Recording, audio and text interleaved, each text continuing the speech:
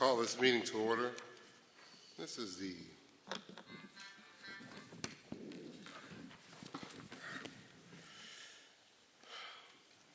City of Harvey Special City Council meeting. Today is Thursday, October 16th, 2025. It is 49 p.m. We'll do a roll call of the council members. Alderwoman Derwinski. Present. Alderperson Chapman. Present. Alderperson Smith. Present. Alderperson Key. Present. Alderperson Randall. Present. Alderperson Rogers. Present. Mayor Clark. Present. All right, because we are in the Lord's house, hopefully we will not have any shortage of pastors or men of the cloth here, but I'll ask our own, Pastor Harrison, would you lead us in the invocation, please? Yes. Test. Father God, we come before you in Jesus' name. We give you praise and we honor you, Father, for truly you are worthy of the praise and all the glory. We thank you, God, for all your many blessings, God, the things that you've done for us, the places you brought us through, the storms you brought us through, and even the fact that you're going to bring us through in these times, God, to come. We thank you, Father God, for just life, health, and strength. You are truly a wonderful and faithful God. We ask that you'll be a part of this meeting tonight. Bless us, God. Allow us to hear, allow us to say, and God, please cover us in this meeting. Let your presence be here. Let your glory fill this place. Touch this administration and touch this city and all those that are under the sound of our voice. And we give you glory and we honor you in Jesus' name we pray. Amen.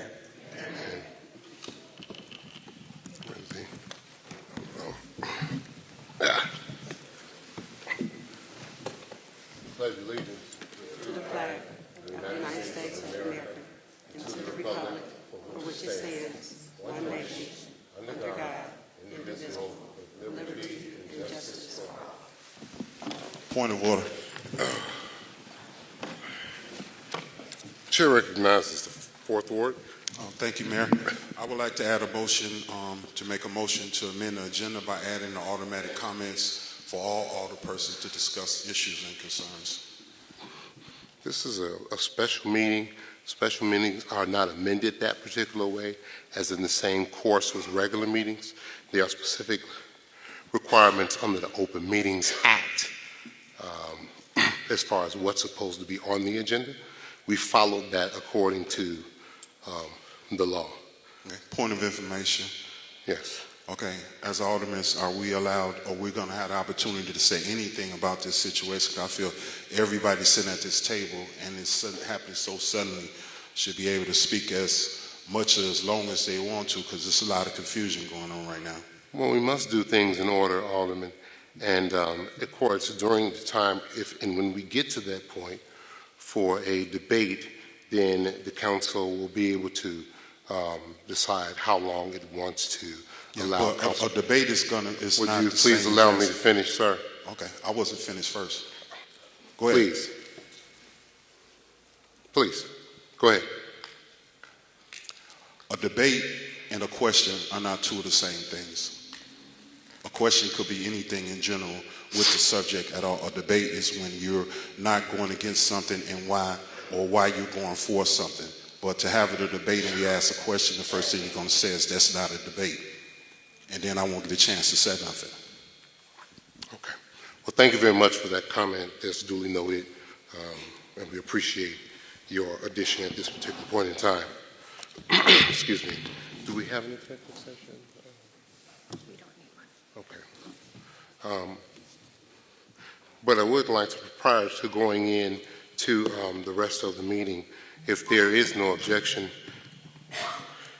so that we can hear from the residents or those who are not residents as far as this particular matter is concerned. Is there any objection to allowing public comment to come before the presentation so that we can hear from those who are concerned? Hearing none, then we will move number 6, public comment, to number 5, and number 5 to number 6. That being said, our next item on the agenda is public comment. Our public comment is encouraged and appreciated. It's the only opportunity for the public to address the City Council on agenda items and other city-related business. In order to accomplish all business on the agenda and be respectful of everyone's time, council members will not engage in dialogue with individual members of the audience, and no immediate action will be taken on any public comment issue. When your name is called, please proceed and state your name. Please limit your comments to 3 minutes. No speaker may donate his or her time to another speaker. Comments shall be courteous and respectful at all times. No person may use public comment for the purpose of campaign or advertisement. This is not a question and answer time, and council cannot engage in conversation with the public. Questions and concerns about operations should be addressed with city staff during regular business hours. Now, our first public comment is Amanda A., followed by Ryan Sinwelski. Amanda A.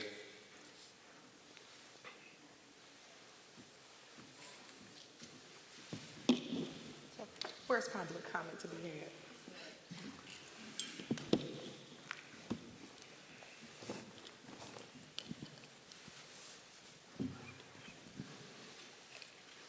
Good evening, everyone. Special City Council meeting, another thing of this administration that gives me pause. Number one, changing up the public comment to me is a little confusing because it doesn't allow us to even give a comment about the ordinance about financially distressed city law after it has been presented, that we have to speak before. So I don't know if, again, it gives me a little pause, and it just seems like there's a lot of trickery going on in this administration, and it gives me pause. Also, it gives me pause about the meeting on Sunday, the emergency meeting, where I'm assuming if the meeting was on Sunday, you all posted the agenda on a Friday after business hours. No one knew about it. And then to make a snarky comment saying, oh, we had public comment. Of course, public comment was a part of the agenda, but the public was not there to give comment. So again, that gives me pause to have an emergency meeting that the public did not know about, and then you go to social media to post about this meeting, but didn't use social media to make us aware of the meeting on Sunday. That kind of gives me pause. And I'm also a little not happy with the aldermen that serve on the Finance Committee, because the Financial Distress City Law, according to the Illinois Municipal League, basically declares us, quote unquote, bankrupt, and the state has to step in to help us with the financials. But when you all are sitting in these meetings that I've been coming to every quarter, and yet we talk about these bills, you unanimously pass them with no list, with no debate, and then here we are at the 11th hour screaming for help.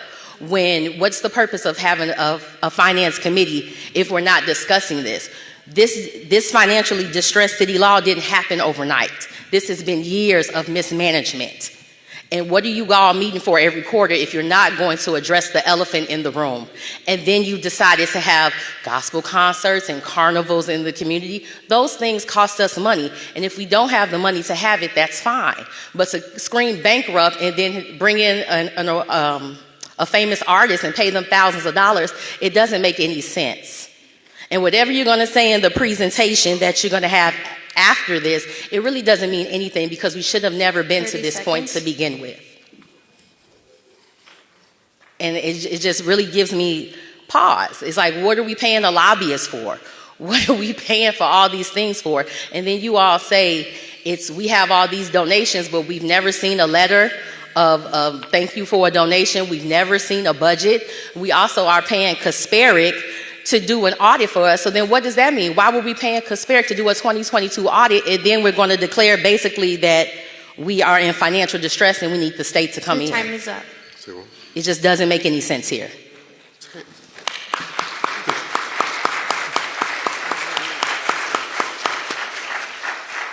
Speak a little louder. Next is Ryan Sinwelski, followed by Ruby Donahue. Yeah, good evening, everybody. My name is Ryan. I'm with the Harvey Historical Society. I'm also a Harvey resident. I wanted to thank Amanda, Ms. Eskew, for those comments. I definitely second all of those. As you can see, I'm still in my work clothes from working on properties because the whole past 6 years, unfortunately, under Mayor Clark's administration has, even though I did support Mr. Clark initially, it's just been a lot of unanswered questions and another secret meeting after the secret meeting on Sunday, calling it at 5:30 at a church instead of City Hall. I mean, most people are still working. Why isn't it at 7 o'clock? It's all very strange. I wanted to echo the concern about why did we just spend $30,000 on a gospel concert if the city is quote unquote broke, as Mayor Clark insists. What about all the fires that we're having? Why are there fires all the time? I've talked to the fire chief and other folks in the city. They never have any explanation. They just say, squatters. So squatters are just regularly setting fires in Harvey, and we don't really have appropriate arson investigations going on. We don't have any reporting to the public about that. I mean, it doesn't seem very, it seems pretty suspicious to me. What about all of our unsolved crimes? What about the activist Jedediah Brown, who's working with Mayor Clark, who bragged about calling ICE to Harvey, and during the last city council meeting, because the mayor had canceled the one that we were supposed to have the most recently, Mayor Clark, instead of just saying, hey, I support everybody, human rights are human rights, told all of us we should just stay quiet. That's the best way to deal with, ICE violating human rights throughout the Chicagoland area. I mean, it doesn't cost any money to at least just say, hey, we think everybody should be treated fairly. But I guess we shouldn't be surprised, right? I've been arrested, my older woman's been arrested, many of us have been arrested, and our rights have been violated just for asking questions about where our money's going. So again, that's been 6 years of hiding money, arresting his opponents, ticketing people who say something under their breath at city council meeting. And now we have another secret meeting tonight to ask the state to take over our finances. So what, and as Amanda said, how are we even really supposed to know what to ask for public 30 comment? seconds. Because nothing has been explained. It's just all, we really just don't get told anything in this city other than talked down to and told that we're stupid and told that Mayor Clark's the best mayor ever and that we should all just sit down and shut up. And but at the same time, we have all these department heads, including the mayor and other staff members, making 6 figures salaries from our tax money. So something's not adding up. Your time is up. Thank you. Next is Ruby Donahue, followed by Kimberly Harris. Good evening, everyone. I'm so happy that we do have the complement of people present so that we can get an understanding as to what actually is happening.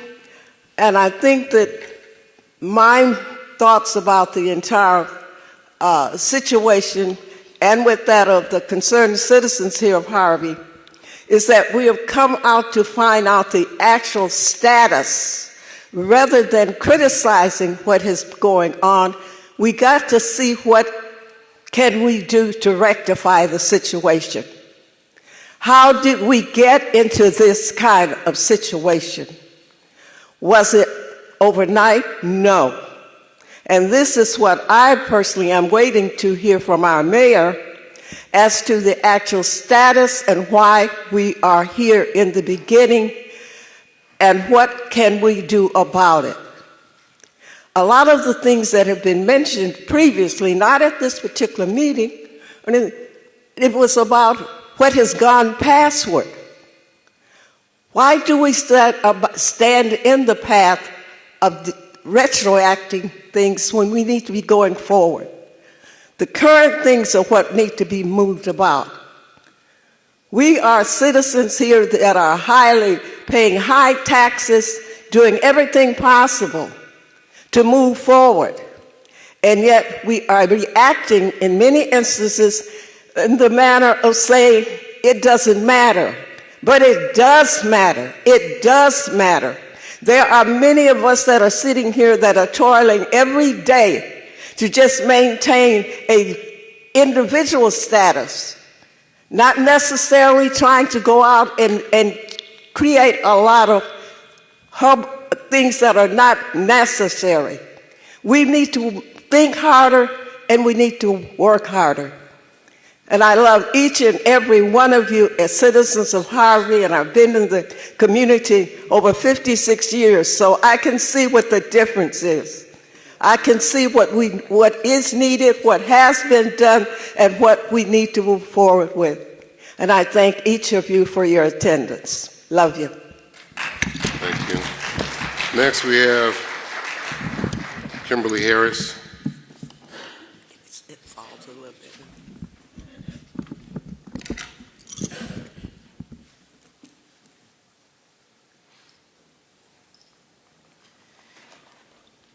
Hi, good evening, everyone.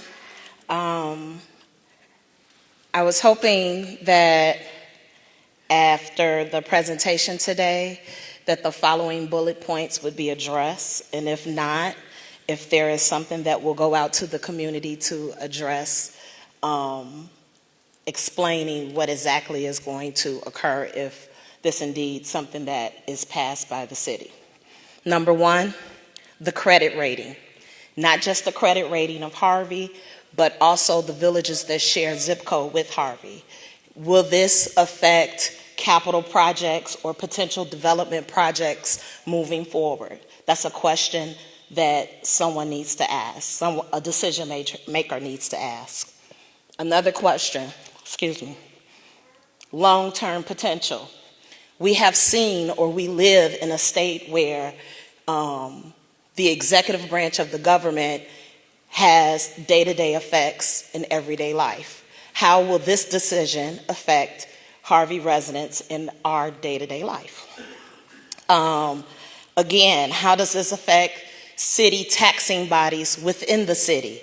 This will slow funding because when everything has to be approved through the state, that means that the state is going to look at everything. So this will slow funding to the library and also the park district. As decision makers, the executive branch of the government in the city of Harvey, have you spoken with, have you sat down with your other taxing bodies in your community to make sure that this is the best decision possible?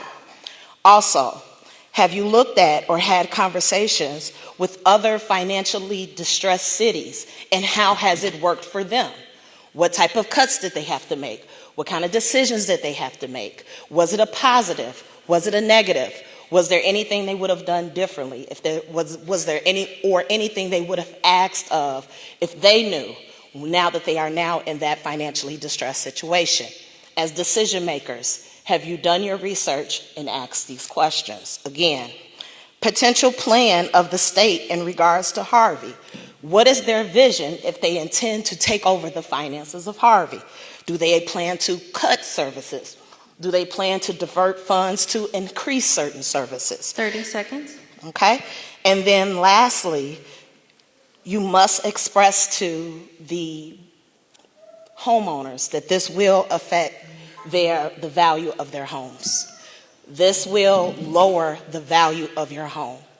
How will this affect homeowners? How will this affect their taxes moving forward if they're potentially want to sell their property? If there are seniors here that have their property to fund their end of life things? Your time is up. Will they be communicated? Thank you.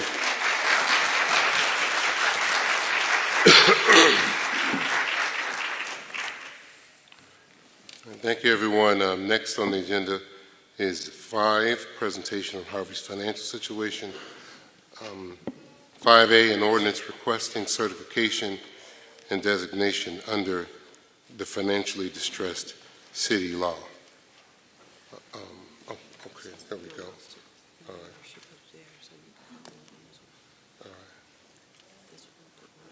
Yeah, I'm saying if he's starting the presentation.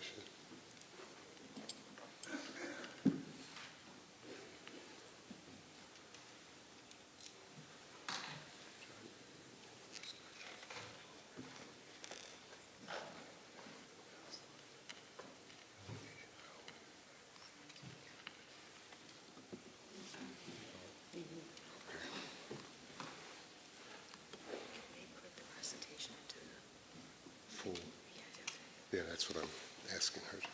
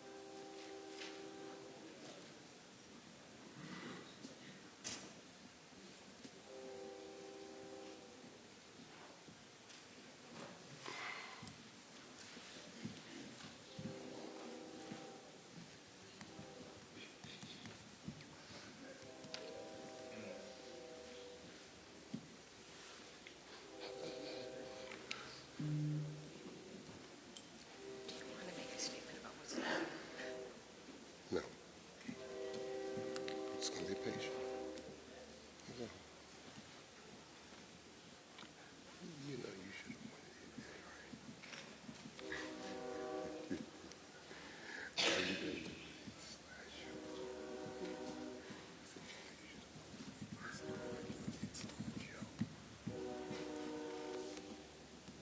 There we go. All right. Wonderful. So I thank everyone for coming out this evening so that we can review some matters regarding the city of Harvey. This is actually a very narrow meeting. The first thing that happens, of course, when someone sees an agenda like this is to basically try to take over the narrative and make it into something that they want to make it into. As far as the council is concerned, council, we will be asking you for one specific thing at this particular moment in time. But before we do so, we want to make sure that the council and also our public understand the current financial condition of the city of Harvey. In order to do so, it is also important for us to understand how we got to where we are and why things are the way they are at this particular point in time. So, first of all, the city of Harvey is and will continue to be committed to operating in full transparency. This is something that I fought for when I was an alderman. It's something that other members of our council have fought for and stand for, and all of our administration does. We want to make sure that we are educating everyone on our current financial situation the best that we possibly can at this particular time. Of course, there are going to be plenty of questions, and we will have time for that, and we will have time to address those, and we will try to address those as best as we possibly can. But at the same time, we have action that we need to, in my opinion, take care of today. Next slide. So we're going to go into the history of the city Next slide.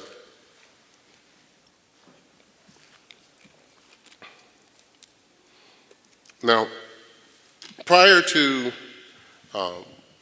this administration, there were actually several administrations from the city of Harvey, but we're going to start in 1995 with the Nicholas Graves situation and administration. Nicholas Graves was the mayor in the city of Harvey from 1995 to 2003. At that particular point in time, after him, of course, followed the Honorable Mayor Eric J. Kellogg from 2003 to 2019, and then this administration as 2019 until present day. Next slide. Under the the Graves administration, the city struggled with, first of all, probably one of the biggest revenue generators in the city of Harvey, which was, of course, Dixie Square Mall. But even though we had those challenges, and there were plenty of challenges under the Nicholas Graves administration, the Nicholas Graves administration was able to leave office in 2003 with approximately a $10 million surplus. So when we went into the Kellogg administration, we came in with approximately a $10 million surplus. Next slide. And then came the Kellogg administration. Next slide. And through that time, as you can see in the presentation, through 2008, 2009, in 2010, there were bond offerings for the hotel deal. For those of you who are not familiar with the hotel deal, there used to be a Holiday Inn on approximately 171st and Halsted. At that particular point in time, the Holiday Inn had closed. It became another hotel, and eventually that hotel closed its doors as well. Well, I guess in an attempt, because I really can't speak on that as far as what the actual purpose was, but during that time there was a bond that was floated to try to rehabilitate that hotel. And that was the 2008, 2009, and 2010 bond offerings. At that particular point in time, Harvey, under the previous administration, engaged in a scheme, and this is quoted, to divert bond proceeds for improper purposes. These are not my statements. These are statements that were filed in the complaint by the Securities and Exchange Commission. And as a part of the scheme, Harvey made representation and omissions to investors about how those proceeds would be used. Well, of course, those proceeds were not used the way that they were supposed to be, and it was supposed to support the construction of the new hotel. The new hotel was never built. Those bonds were supposed to be repaid from the revenue streams from the hotel. But once again, the hotel was never built. Basically, the hotel would generate what is called a hotel, motel, sales tax to help to pay off the bond that was taken out during this particular point in time. Next slide.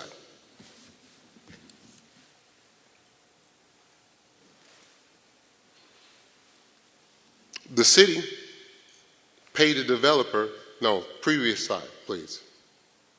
There we go. The city paid the developer for the hotel, but the hotel was never built. Now that's important to know because the city took out a bond, the city paid the developer for the hotel, but the hotel was never built. So let's just say you decide to take out a loan for a vehicle, and you take out, I don't know, let's say $50,000 for the vehicle. But then you decide that after you get the loan for the vehicle, you're not going to buy the vehicle. You're just going to keep the money and use the money for other things. Maybe you'll go shopping, buy some clothes, buy some other things that you may need, or at least you feel that you need, but you don't use that money for what it was intended for. That is what happened here. And based on the records, the hotel was never built. But in addition, the city diverted $1.7 million that was raised through the bond offering and put that into its operation account. Okay, now, during that time, there were so many investigations from the Chicago Tribune that the Chicago Tribune itself had been nominated for a Pulitzer Prize based on its investigative journalism into the city of Harvey. And two of its quotes were, quote, "Instead of building the hotel, the money borrowed on the backs of taxpayers there from 2008 through 2010 largely went into a black hole of accountability, with the hotel to this day left half-gutted and Harvey residents on the hook to make loan payments of more than $20 million with little to no record of exactly where it went." Now, some may say, well, how can we go from $8 million and we get to $20 million? Those numbers don't necessarily jive. Over the course of the entire bond, the total amount would be somewhere approximately $20 million of what the city would have to pay back for a hotel in which it borrowed money and that hotel was never built. The money disappeared.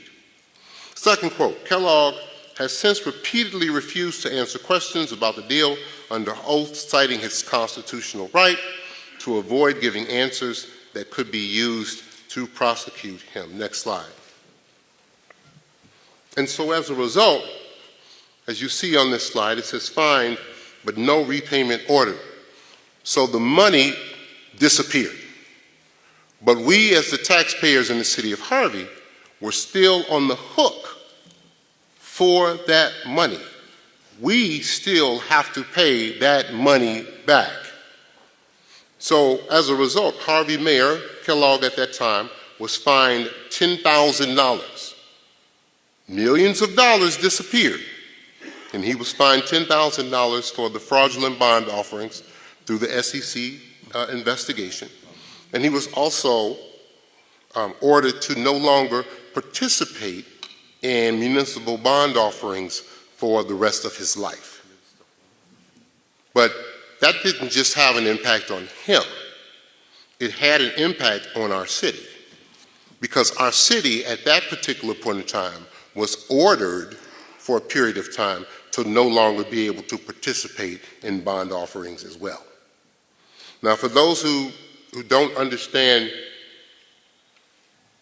the bond offering itself, it's basically a loan that a city takes out. The city takes out that loan to try to fund projects in the city. So where if you wanted to do some work to your home, or you wanted to once again get a new vehicle, you may not have the cash on hand, so you go ahead and you take out a loan to do so. Well, some of the things that are looked at when you decide to take out that loan, what's the first thing they look at when they want to figure out if they're going to give you the loan or not? Your credit. They want to know, what have you done with money that you have been loaned previously? So they look at your credit. In this particular case, when this issue happened and took place in the city of Harvey, it drove whatever bond rating the city of Harvey may have had into the gutter. So even if, say, for instance, the city was to be able to get a loan, it probably would be so usurious that would be like a payday loan. Okay, and the interest rate would be so high if someone were to actually loan us money. But at this particular point in time, no, entirely off the table. So where other communities have the ability to float revenue bonds and general obligation bonds to be able to take care of projects in their community, and that's really what you see in the vast majority of cities around us. It's not that some of them do have a little bit more money, but the vast majority of them, they use that tool, their ability to be able to borrow, which allows them to be able to take care of the things that they need to take care of. Harvey does not have the ability to do that. Okay? So we are already on, instead of a three-legged stool, we are on a two-legged stool, because one of those legs are already gone. The ability to be able to get those bonds. And the only thing that happened during this particular point in time was a $10,000 fine and no longer participating in bonds for the rest of one's life. Next slide.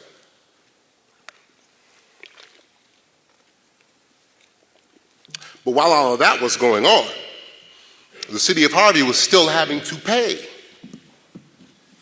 more and more lawsuits, more and more litigation, more and more workers' compensation cases. And this is one where the city of Harvey had to pay $1.4 million. I know some people in this room have heard of this particular issue, but Harvey had to pay $1.4 million to settle the suit because of the simple fact that the city had, along with some of the officers, unfortunately, including the mayor, framed a young man and sent him to jail. He was framed in such a way that the Illinois Supreme Court issued him a certificate of innocence. Not saying that he was found not guilty, but that he was innocent and he was framed. Now, those are the lawsuits that, of course, all the things that we have to deal with are definitely unnecessary. And those are the things that cost our city more and more money. But that's what was happening. And as this is going on, as we have $20 million that we've basically lost in a hotel deal, then we're turned around and we have to pay another $1.4 million on a lawsuit that should have never occurred. Next slide. But once again, the Chicago Tribune, and I have to really give some credit to those journalists at that particular point in time, because they wrote and wrote and wrote and wrote. And this is important when we go into where we're going to get, because some people try to act as if they never knew that any of this stuff was happening. Some folks try to act as if, maybe they were living under a rock at that time and had absolutely no clue that this was happening in the city of Harvey. Those who lived in the city of Harvey knew it was happening. And many of those who lived in the Chicagoland area knew that it was happening, but people turned a blind eye. Look at it. Harvey spending cash it doesn't have. We'll start off with sheriff's deputies, auditors descend on Harvey City Hall. That's March 22nd, 2014. This was around the time that, you remember this, Joe, when we were paying the mayor's son and Alderwoman Drewinski, paying the mayor's son $80,000 a year to do a Facebook page for the city. Harvey spending cash it doesn't have, March 21st, 2014. March 2nd, 2014, FBI clams up on roll in Harvey mayoral election. Okay, now we're not going to touch too much into that, but basically what that refers to is the fact that $144,000 the FBI gave the administration, that candidate at the time, Aaron Kellogg, $144,000 to support his campaign. Your federal government gave a candidate $144,000 to support his campaign for mayor. Okay? February 18th, 2014, February 23rd, 2014, Harvey mayor belatedly files 3 years of campaign reports. February 18th, 2014, lawmakers seek answer from feds about Harvey.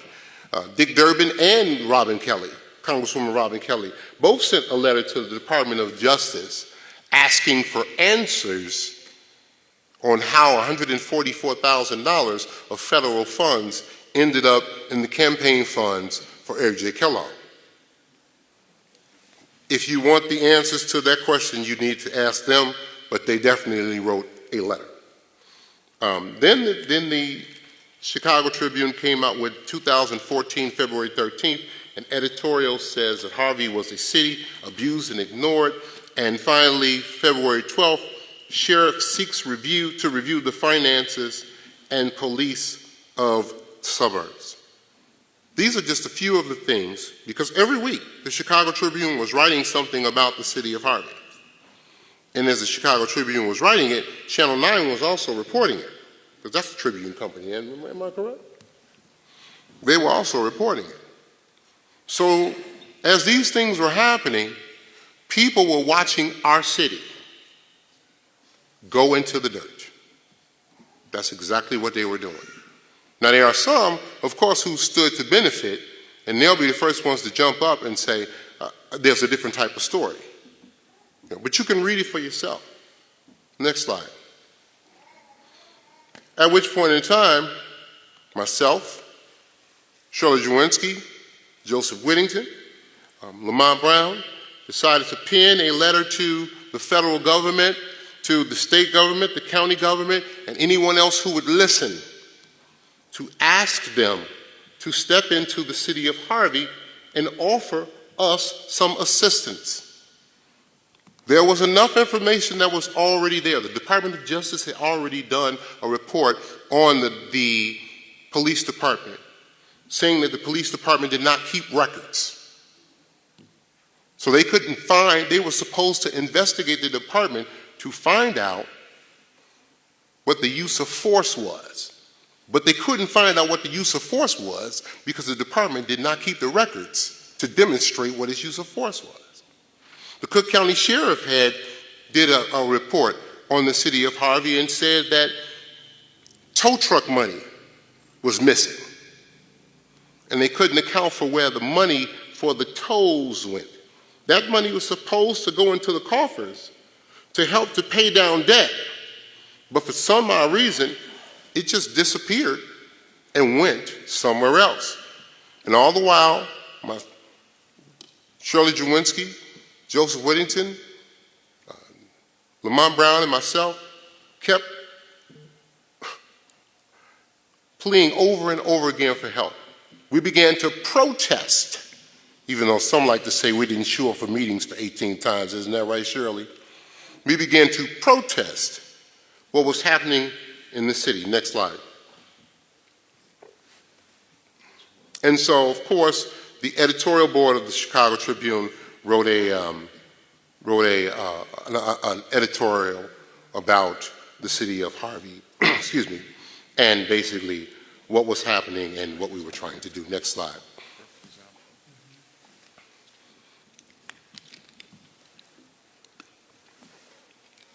Once again, Joe Marr, Matt Wahlberg kept writing. The editorial called on Governor Rauner at the time to send the Department of Revenue agent to Harvey to encourage the state police to investigate. Was that done? No. The editorial suggested that the Illinois Auditor General could review Harvey's finances. Was that done? No.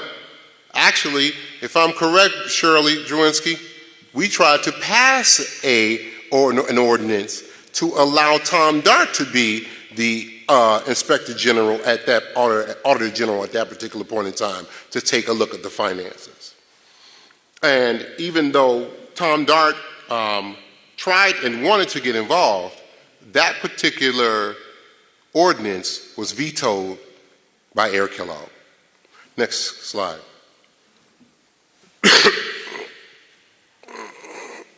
Well, that was doing a heck of a cough.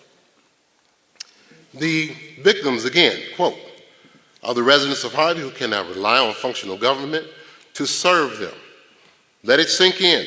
Aldermen, elected officials who care deeply about their city are pleading for help in whatever way, under whatever legal authority you may have to intervene into the city of Harvey.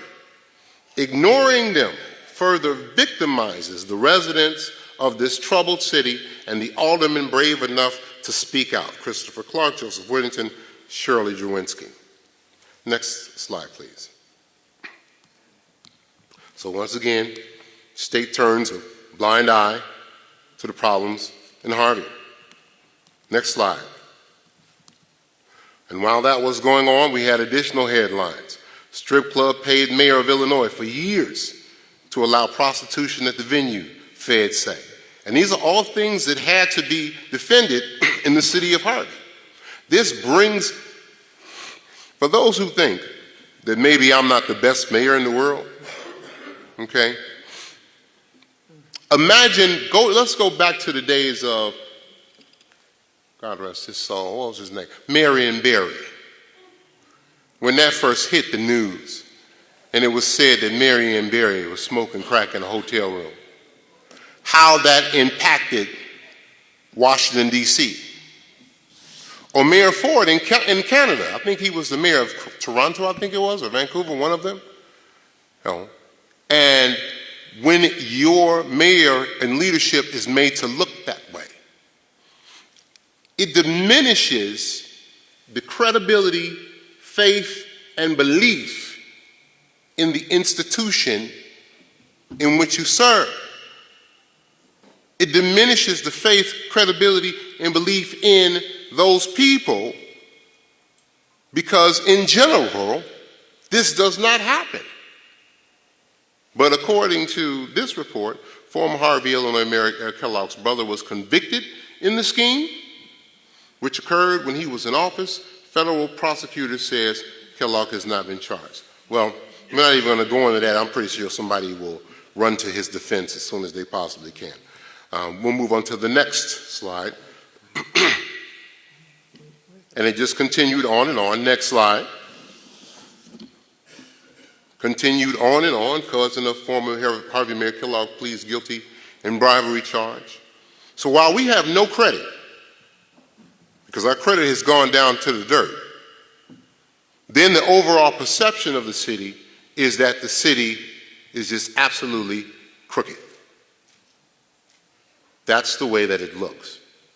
And I can guarantee you, some of y'all wouldn't even loan your cousin, who don't do whatever he or she is supposed to do, $5 to go do something. Imagine someone coming to you and saying to you that they want to borrow $50 million, $200 million. And this is the behavior that has been engaged in. Next slide, please.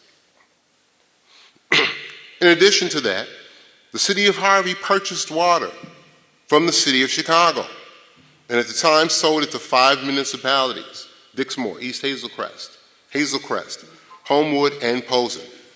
We used to have plenty more customers.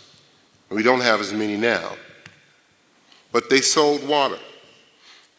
And of course they sold water to, if you're a resident of Harvey, you. They sold it to us. And actually, in fact, we paid the highest bill of all of those municipalities, even though we were the ones selling the water. Can you imagine being a farmer and having a milking cow and actually charging yourself more for milk than what you charge everybody else who buys the milk from you? That's what was happening in the city of Harvey. And the city billed those downstream communities for water, and they collected that revenue and then failed to pay it to the city of Chicago.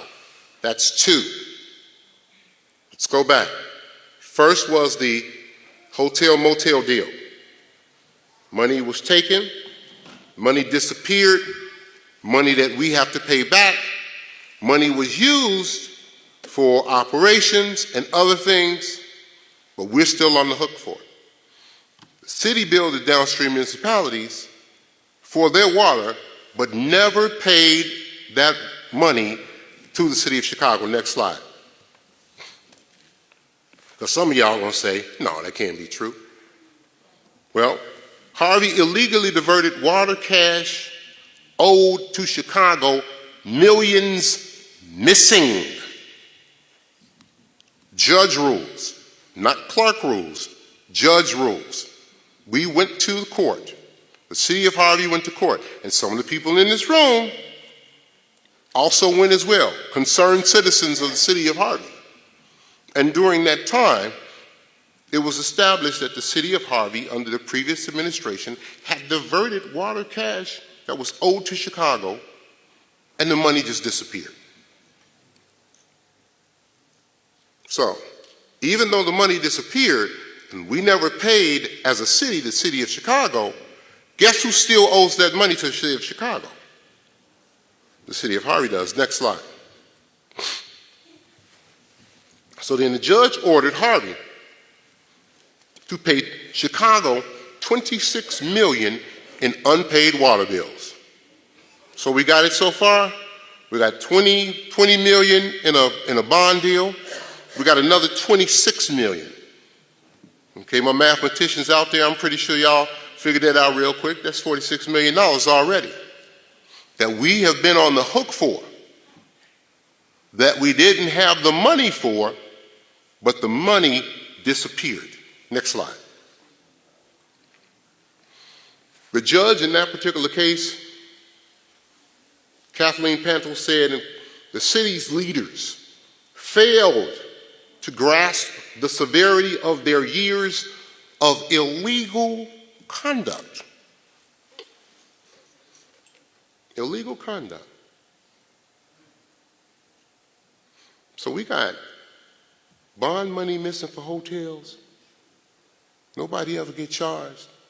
Nobody going to jail. We got years of illegal conduct where millions of dollars were missing and $26 million was misspent. No charges. But we had to, what did we get as a result? What was our door prize? Our door prize was a water receiver. And a water receiver was appointed to the city of Harvey to oversee the water money. And the water receiver ended up charging the city of Harvey how much money, Lewis Williams? $4? $4? 400,000. It's got to be 400,000, right? $4 million. So in addition to the 26 million, the 20 million, the receiver hits us up for another 4. And that water receiver was appointed by the courts. So we couldn't get out of that. Now, in 2015, Mayor Emanuel, next slide, announced a settlement with the city of Harvey. So this is all great. The city of Harvey has entered into a settlement with the city of Harvey to collect the unpaid water bills on behalf of Chicago taxpayers. Action ensues. More than $30 million will be recouped from all 4 suburban municipalities who owe Chicago taxpayers. That was in 2015. Was it all paid? No. And we found ourselves, where were we again, Shirley Drowinski? Back in court again.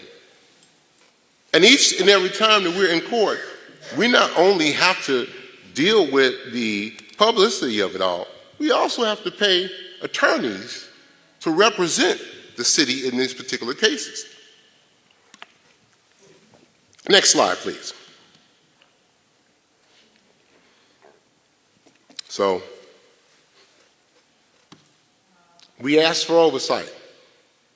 Shirley Drowinski, Joe Whittington, who's sitting right here, myself, we asked for oversight. That was vetoed. Next lawsuit. And then came, where my guys at? The fire pension lawsuit. Now, before I make my statements here, I want to make sure that everybody in the room understands that our police department and our fire department, especially the Harvey Fire Department, is probably the best. I don't know a better fire department, I got to honestly say. And as far as the police department, even though it's had some challenges, the police department has been able to turn around and make some significant changes in the way it operates and in its solving of cases in the city of Harvey. So they are to be commended. But this is not them. This is the fire pension. Okay? And before we get into that, I also got on Fox News, a national program, and got on there and talked to the reporter at the time and said to the reporter that the pensions need to be paid. It's important. Those pensions were a part of the promise that we made to the people who served as our first responders. And so it was important that we pay those pensions. But how they get paid is the total disagreement. So in 2010, the Fire Pension Board filed a lawsuit alleging that since 2005, the city failed to make contributions to its fund. Actually, wasn't it 10 years, Lewis Williams?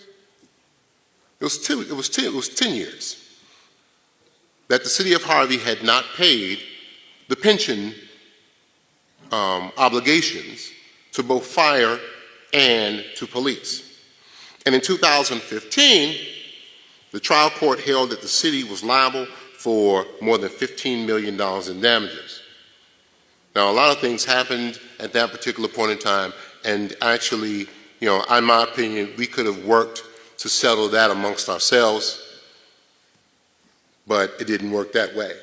So that's when the Chicago Tribune stepped in again, good old Chicago Tribune. You can go back and you can find the quotes. Quote, Harvey has set up a collision course over many years where the beneficiaries of the firefighters' pension fund are being paid substantially out of the money that the firefighters have themselves contributed to the pension fund and the money the pension fund earns from investments, the court wrote, because it went into court again.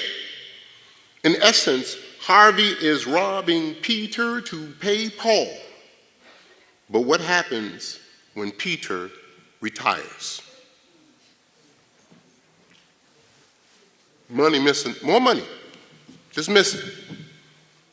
And instead of the pension holders at the time being paid from the investments,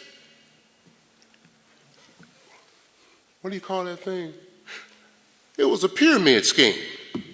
That's what it was. You familiar with a pyramid scheme? And they basically took the money from what was coming in to pay off the people who were owed, okay? And the people who, of course, paying money that were coming in would never, ever get the opportunity to recoup the return on their investment. When people are convicted of pyramid schemes, usually what happens? Let's see, Bernie Madoff? What happens? People get charged. People go to jail. But in the case of the city of Harvey, the $15 million wasn't paid, and nothing happens. Next slide, please. So in 2018, the city enters into a settlement agreement with the pension fund.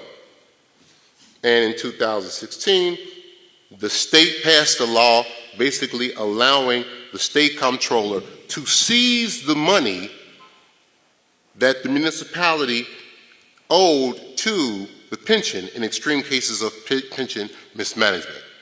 Well, this was one of those cases. So the fire pension fund was $67.6 million underfunded with a 12% funded ratio.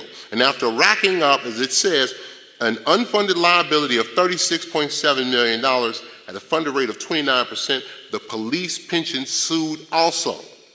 So we were sued by police and fire. And of course, you know what happened. Of course, we were supposed to pay them.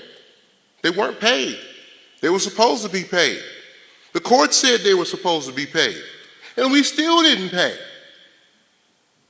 And so the police and the fire pension decided that they were going to take action. The seizure of state funding for pensions has resulted in significant layoffs of critical services. Now, this was back in 2018. Next slide. So to be clear, this is not the fault of any city employee. It's not the fault of any employee, and specifically our fire and police. As the mayor, I could not be prouder of our first responders. I could not be prouder of our chiefs. Couldn't be prouder. They have done phenomenal jobs keeping this thing together. Our deputy chiefs and everybody that follows has done a fantastic job, and it's not their fault. It's not the fault of the residents of Harvey either. You've seen cuts in service. In 2018, we saw half the fire department was cut. You remember that, guys? Half the police department was cut. in 2018 because of this. And we've seen cuts in crucial services. At one point in time, we could not even get garbage service.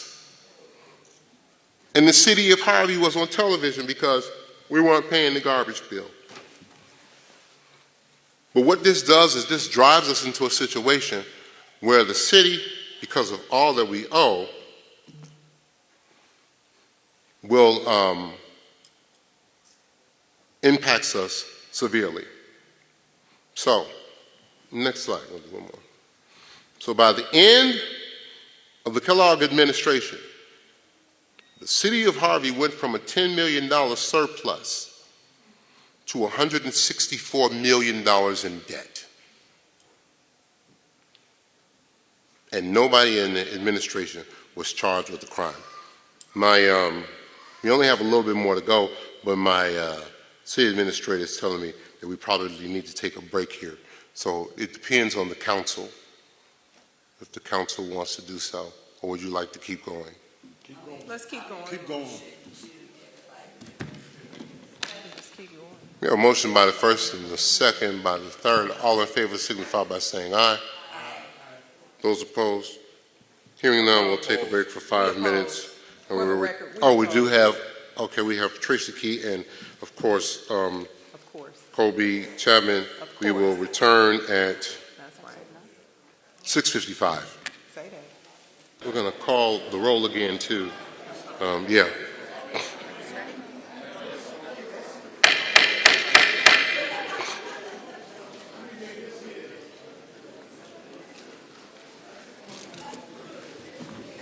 Are you ready?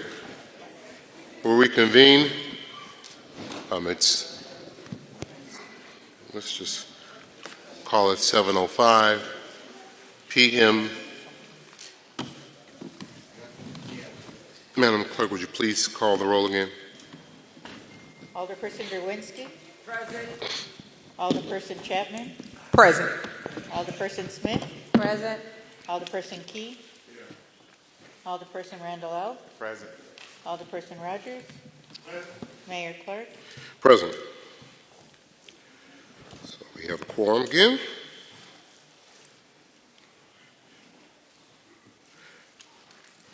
So we will continue to the next slide, please. So we saw where we left off in the previous administration. And of course, we come and find ourselves in the Clark administration, the current administration. This current administration inherited $164 million in debt obligations. And we've gone over, of course, through this presentation, and there were some things that we actually didn't even address. But inherited $164 million in debt obligations. Back to that pension issue with the police and fire, we inherited a loss of 35% of state revenue that's now being diverted to, or I like to say garnished, to fund, of course, the pensions. Of course, we inherited a gross lack of financial and personnel records.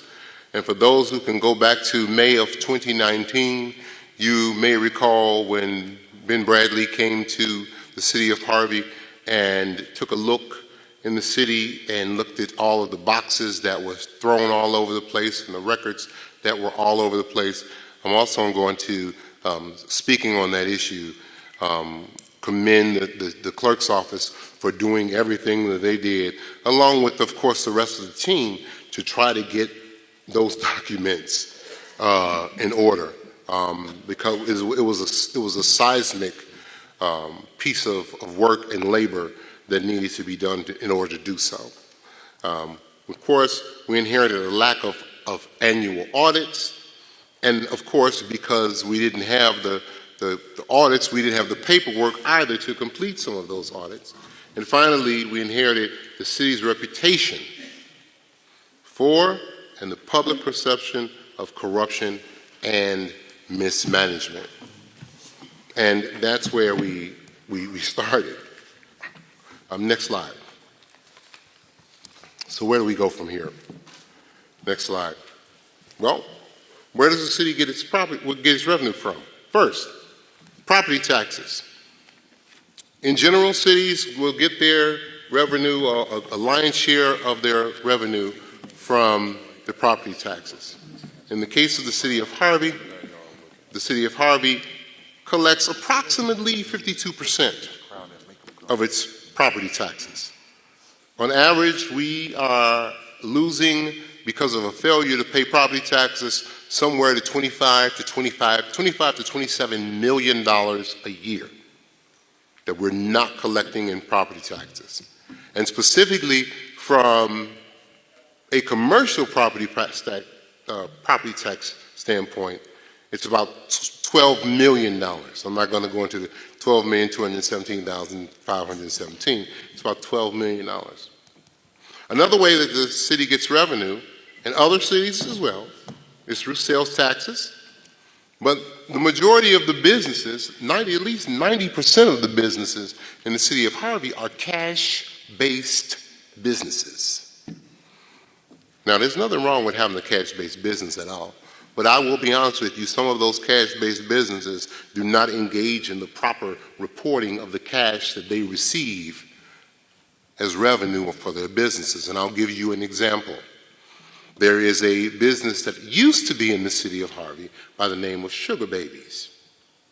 And Sugar Babies put down on the reporting to the state that for the whole day, and for those who are not familiar with Sugar Babies was a bar and nightclub. It may also call itself a grill at that particular point in time.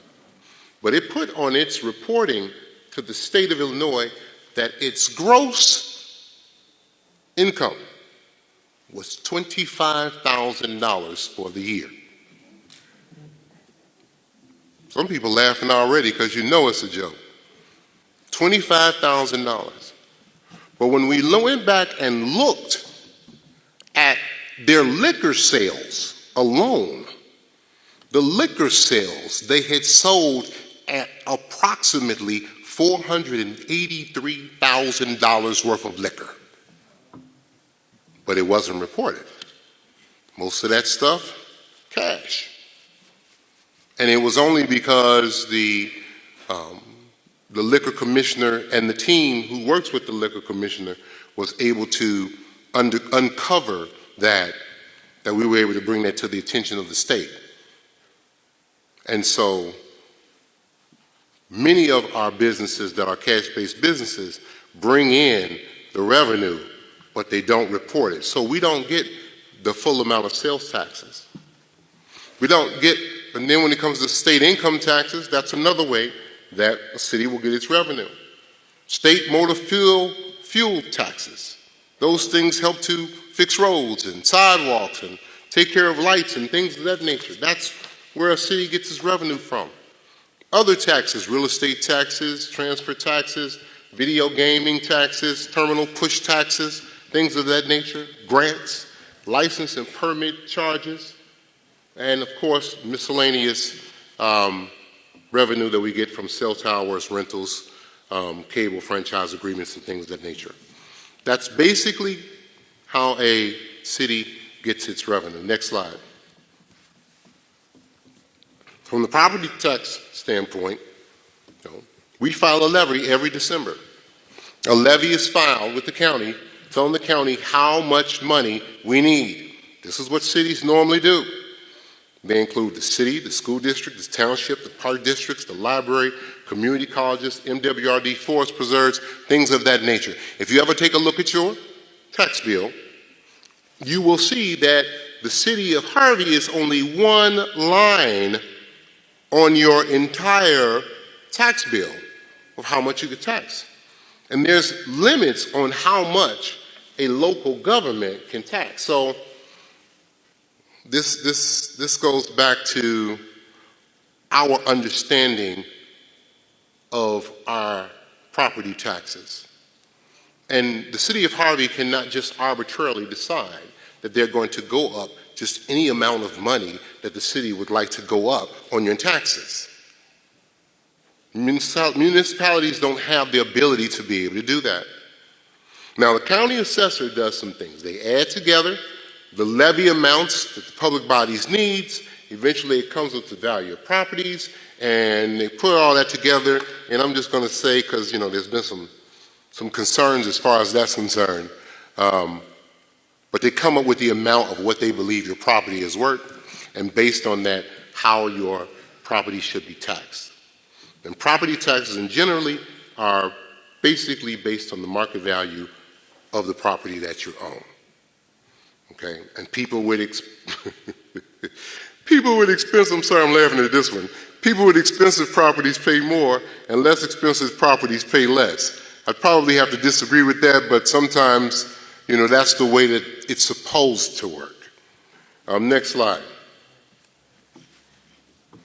But the largest amount that we get, and the largest amount that most municipalities receive in revenue, is from property taxes. So, here are our challenges. One, compared to surrounding communities, Harvey has fewer commercial, retail, and industrial properties to contribute to our tax base. As a result, the larger tax burden falls on who? The Harvey residents. And the Harvey residents have for decades, I'm going to repeat, for decades, been floating this boat in the city of Harvey to make sure that we could even exist. So to all of the residents in the city that are homeowners and pay those taxes, we thank you very much for doing so. But because of the previous administration, the city of Harvey's residents are taxed at one of the top 3 highest rates of all municipalities in Cook County.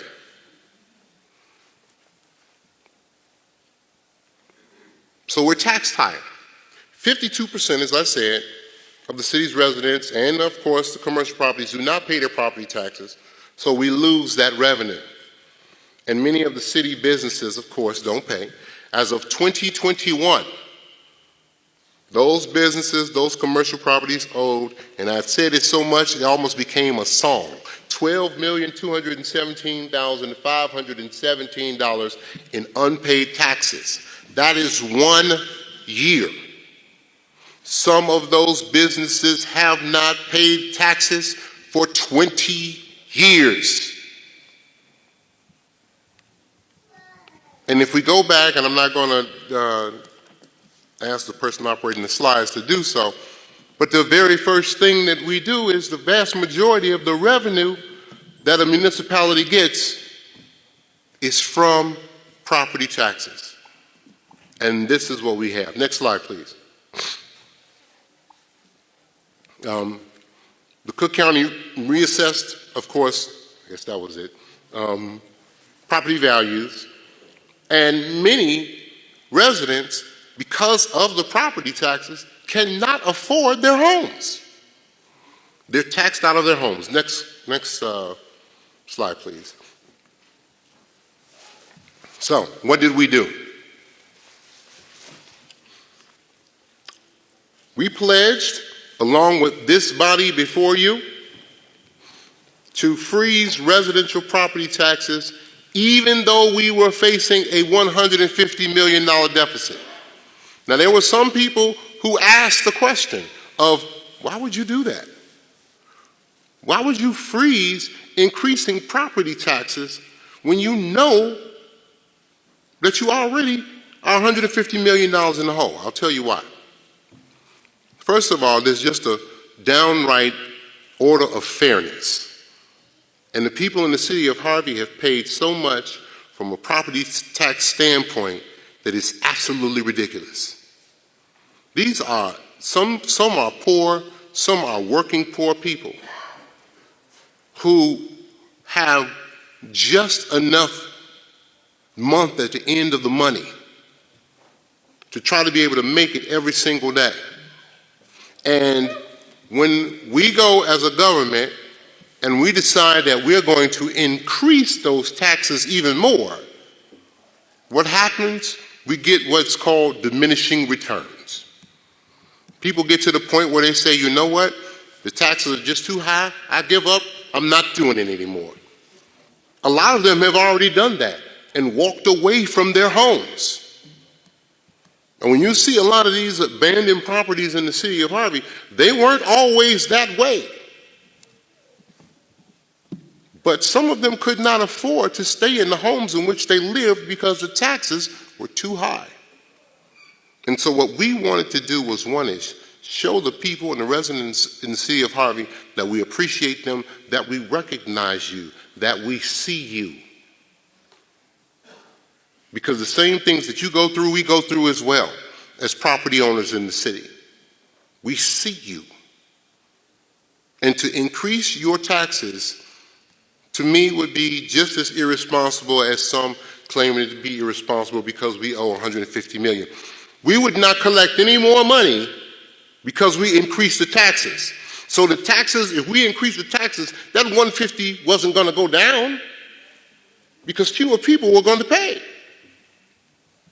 Now, we're only one of 15 taxing bodies that's on your tax bill. So when you go look at your tax bill the next time, whenever they're eventually going to make their way into the mailboxes. And when they do, and you take a look at your tax bill, just remember the city of Harvey did not increase its taxes. So if your tax bill has increased, then you need to ask yourself, who was it of those 15 districts that increased the tax bills to make you pay more? Because it wasn't the city of Harvey. And even though we knew that for some, considered it would put us in a bad way, we just couldn't do it. And I'm proud of what we did. I'm proud of the council members that agreed with it. And we decided to freeze those. Next slide. But the second installment of taxes should have been out in August 1st.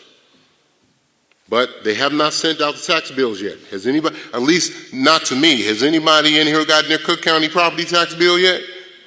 Okay. I just wanted to make sure, maybe I was missing mine. Okay. But as a result,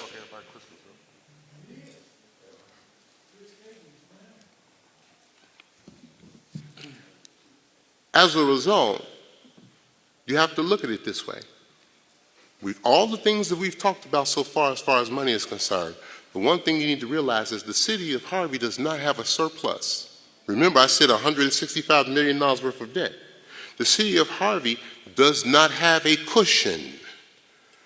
The city of Harvey does not have a soft place to land. When we don't get those tax dollars, that is all the money that we would have had. And as a result, because the bills have not gone out, people have not paid. And because people have not paid, the city has not received the money that it was supposed to receive in September. So, to put it in plain English, y'all, we've been riding on E for quite some time. And you know how you get when you're riding on E and you're trying to figure out, okay, am I finally on fumes or when is the car going to stop? Well, the city relies on those revenues to operate, and we continue to have those expenses even though there's no more money coming in. Next slide.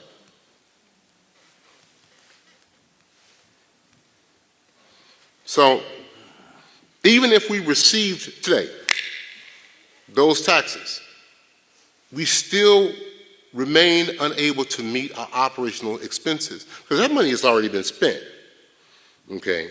And the amount that's lost by the defaulting property taxpayers, that 25 to 27 million, puts us in a hole so deep that we can't even meet our other obligations, okay? And so we've been without funding since September, and it's exacerbated everything we've had to do. Because all of those things that we were talking about from the previous administration, we didn't even talk about all of the litigation that we have to deal with, all of the judgments that we have to pay, all of the arbitrations awards that we have to pay. We haven't discussed those. All of the vendors and everything that we must take care of. We're not getting any of those dollars, and we're not able to pay our vendors, and we're not able to take care of our operational expenses. Next slide.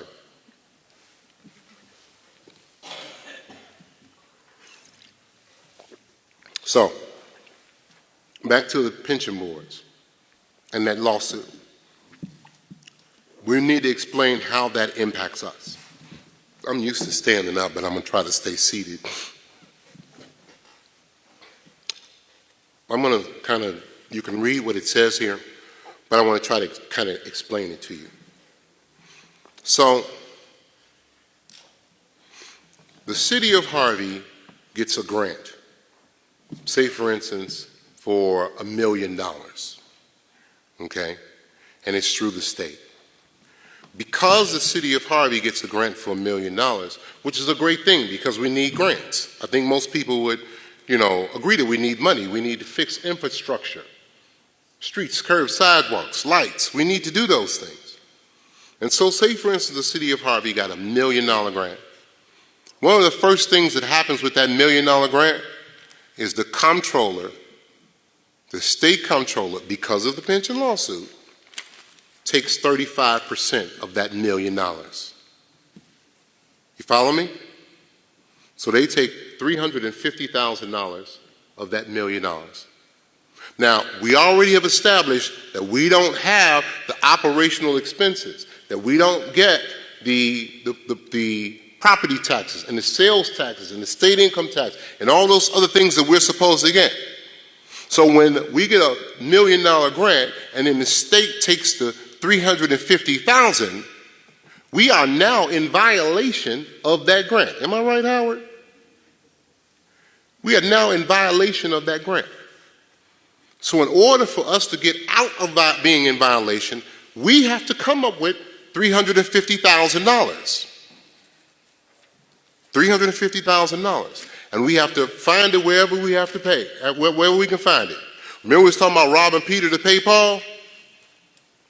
We have to rob Peter to pay Paul to try to figure out how to come up with the money to pay that $350,000.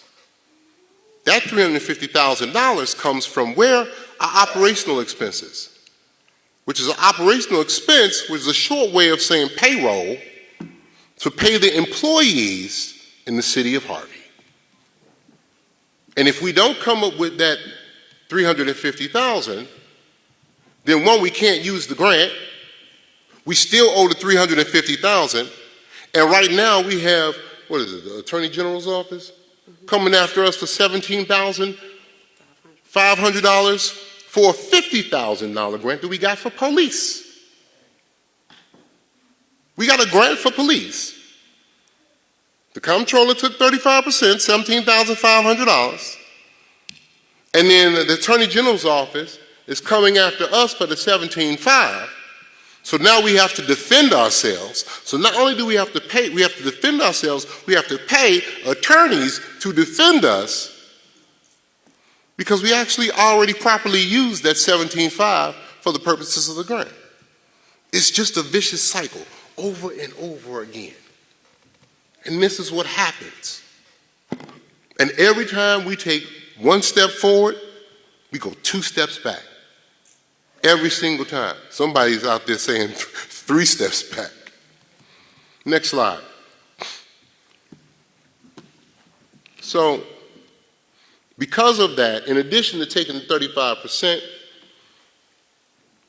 of state funds, of MFT funds, they're taking restricted funds, they're taking every type of fund there is. They're taking our funds from EPA. For those who are familiar with, lead service lines, there are lead service lines in the city of Harvey. The city of Harvey was established in 1891. So there are lead service lines in the city of Harvey. And we were trying to get money for those lines, am I correct? And what the comptroller do? Took the money. Not only did the comptroller take the money on behalf of the pensions, and like I said, this is the quandary, but then the EPA wrote us a letter saying that they weren't going to give us any more grant funds because our money is taken by the state comptroller.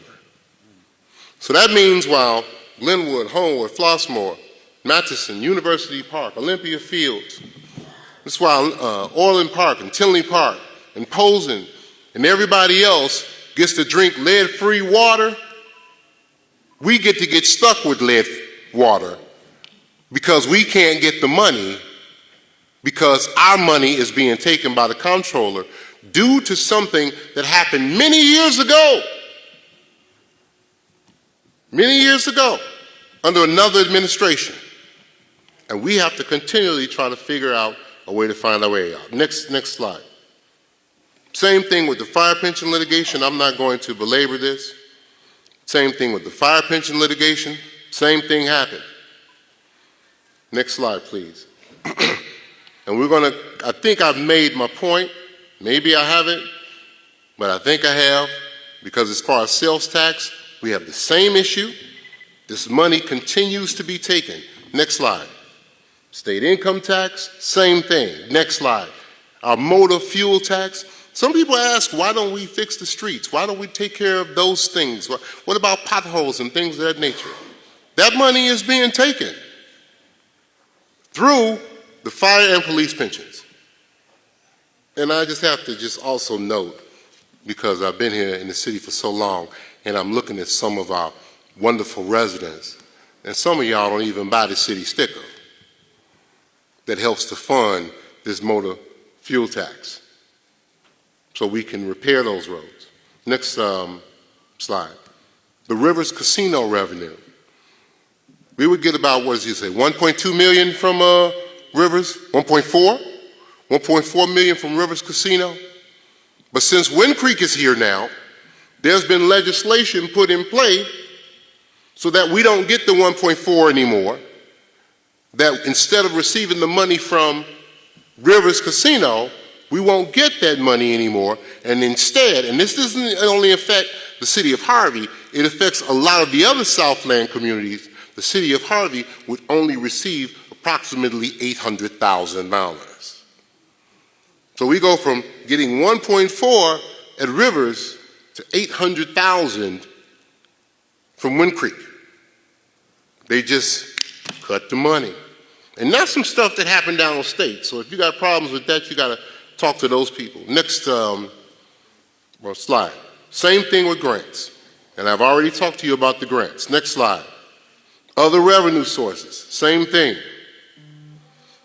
So we know that the money isn't there. We know that money disappeared. We know that people weren't charged. We know that money wasn't paid. We know that there's been litigation. We know all these things have happened. But what does the city of Harvey need? Well, the city of Harvey needs roughly $51 million annually to pay its operational needs. $51 million. And there's not a one person, because I see some employees in the audience, there's not one person who works for the city of Harvey that makes the same or more than what their counterpart would make in a village in the city of Harvey. Our employees are understaffed, they're underpaid, okay? And we need approximately $51 million annually to pay for our operational needs. We receive about $30 million, so we're shy once again. Too much month at the end of the money. And now, in addition to receiving approximately $30 million per year, we're also, would you go to the next slide, please?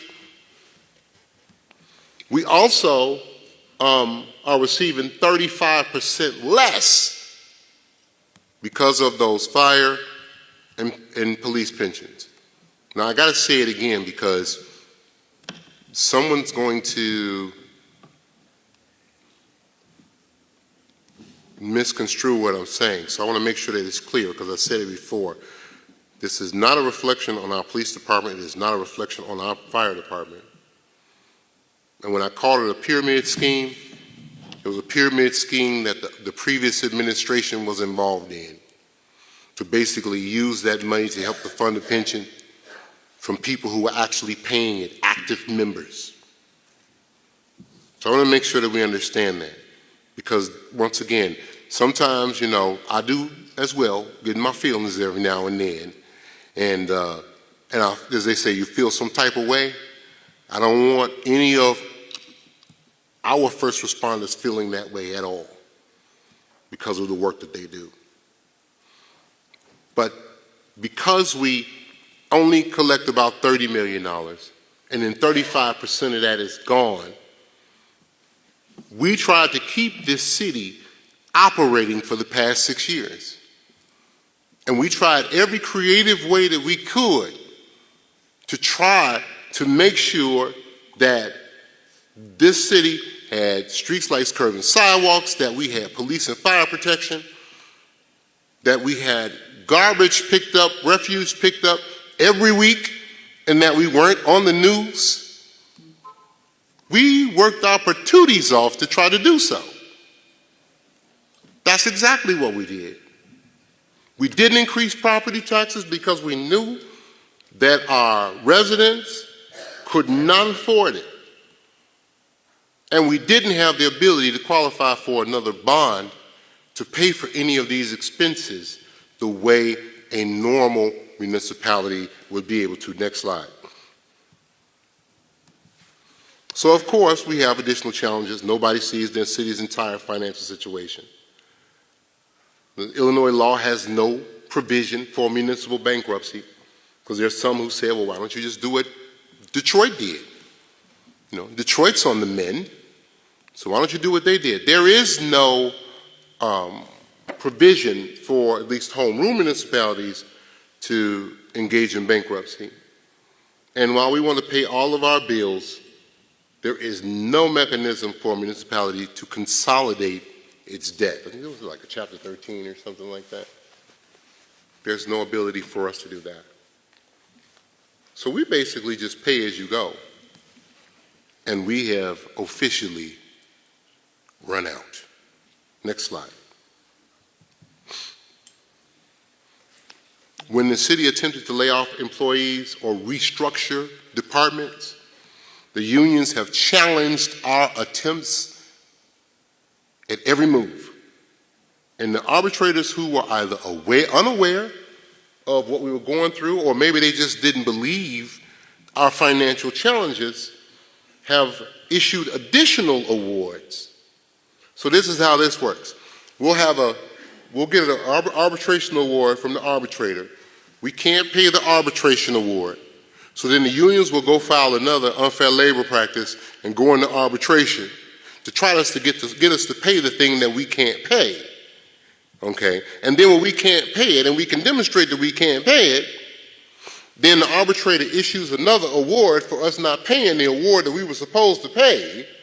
And now we got to try to pay that award in addition to the award that we were supposed to pay. And they wanted how much percent? 6. And they wanted additional 6% as well. Even though we lack the revenue to pay and we can do so. And you know what the arbitrator said? Well, we should be able to pay these things because the other municipalities around us can pay them. That's like you being a doctor, and unfortunately our school teachers don't make enough money, and me being a school teacher, and the expectation is I'm supposed to pay the same amount of taxes that you pay because we live in the same neighborhood. No, it doesn't make any sense. But the way the arbitrators look at it, it does. And it continues to put the city of Harvey in a deeper hole. Next slide.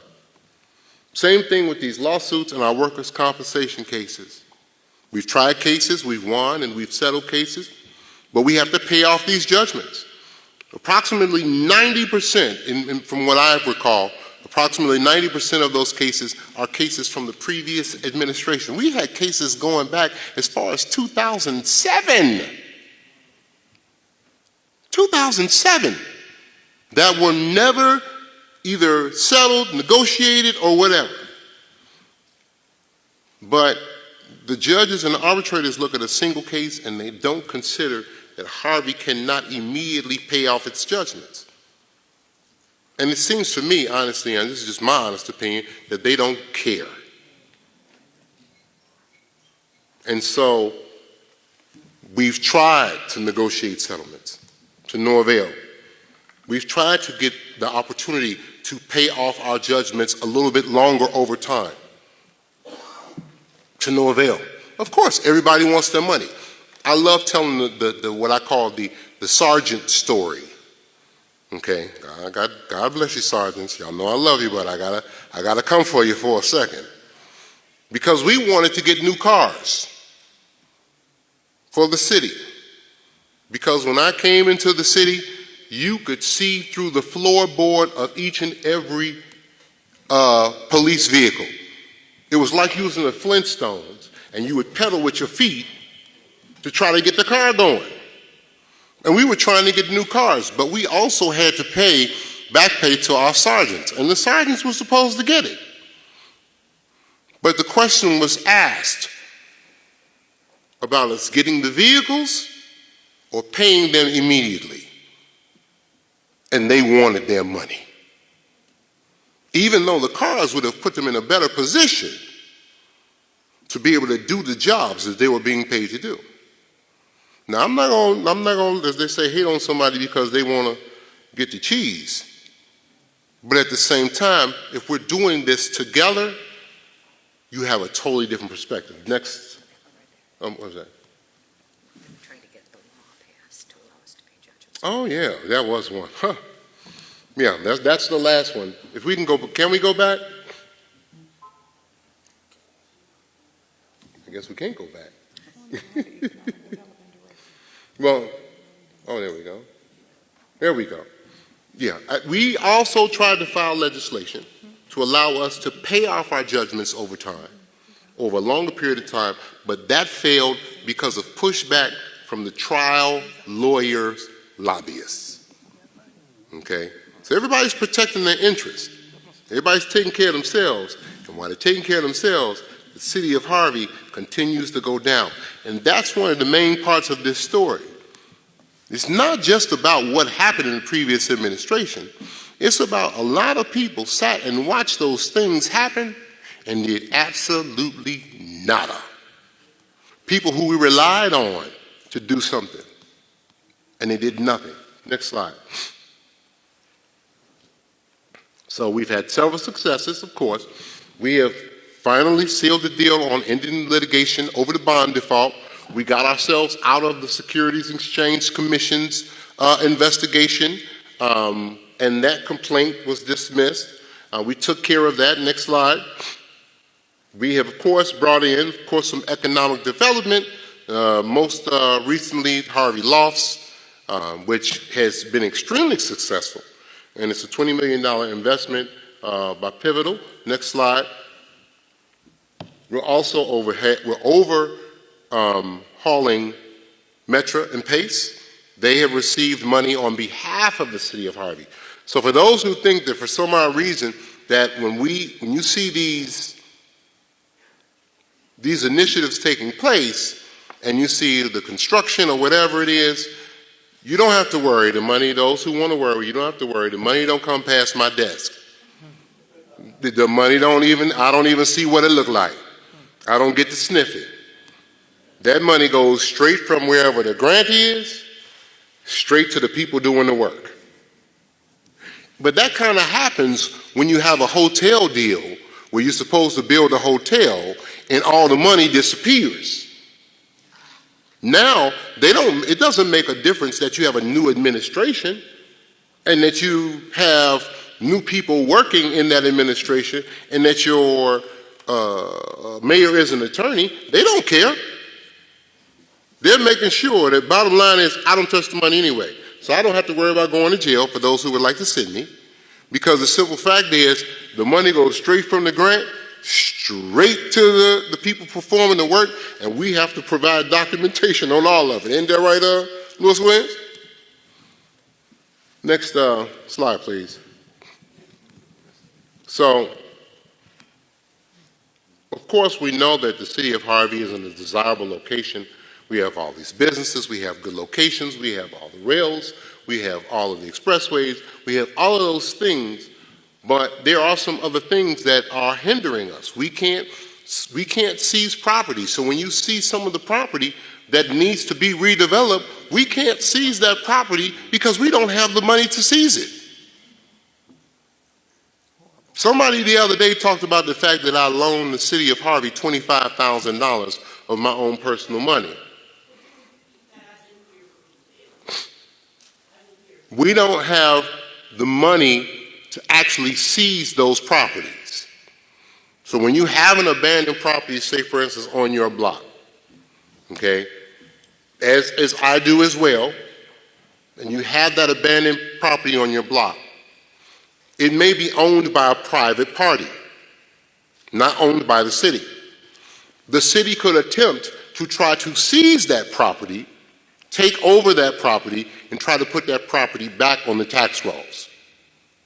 But in order for us to be able to seize the property, we have to have the finances to be able to do so. To be able to go to court, to be able to pay the fees, to be able to do everything that needs to be done, to be able to pay the litigation.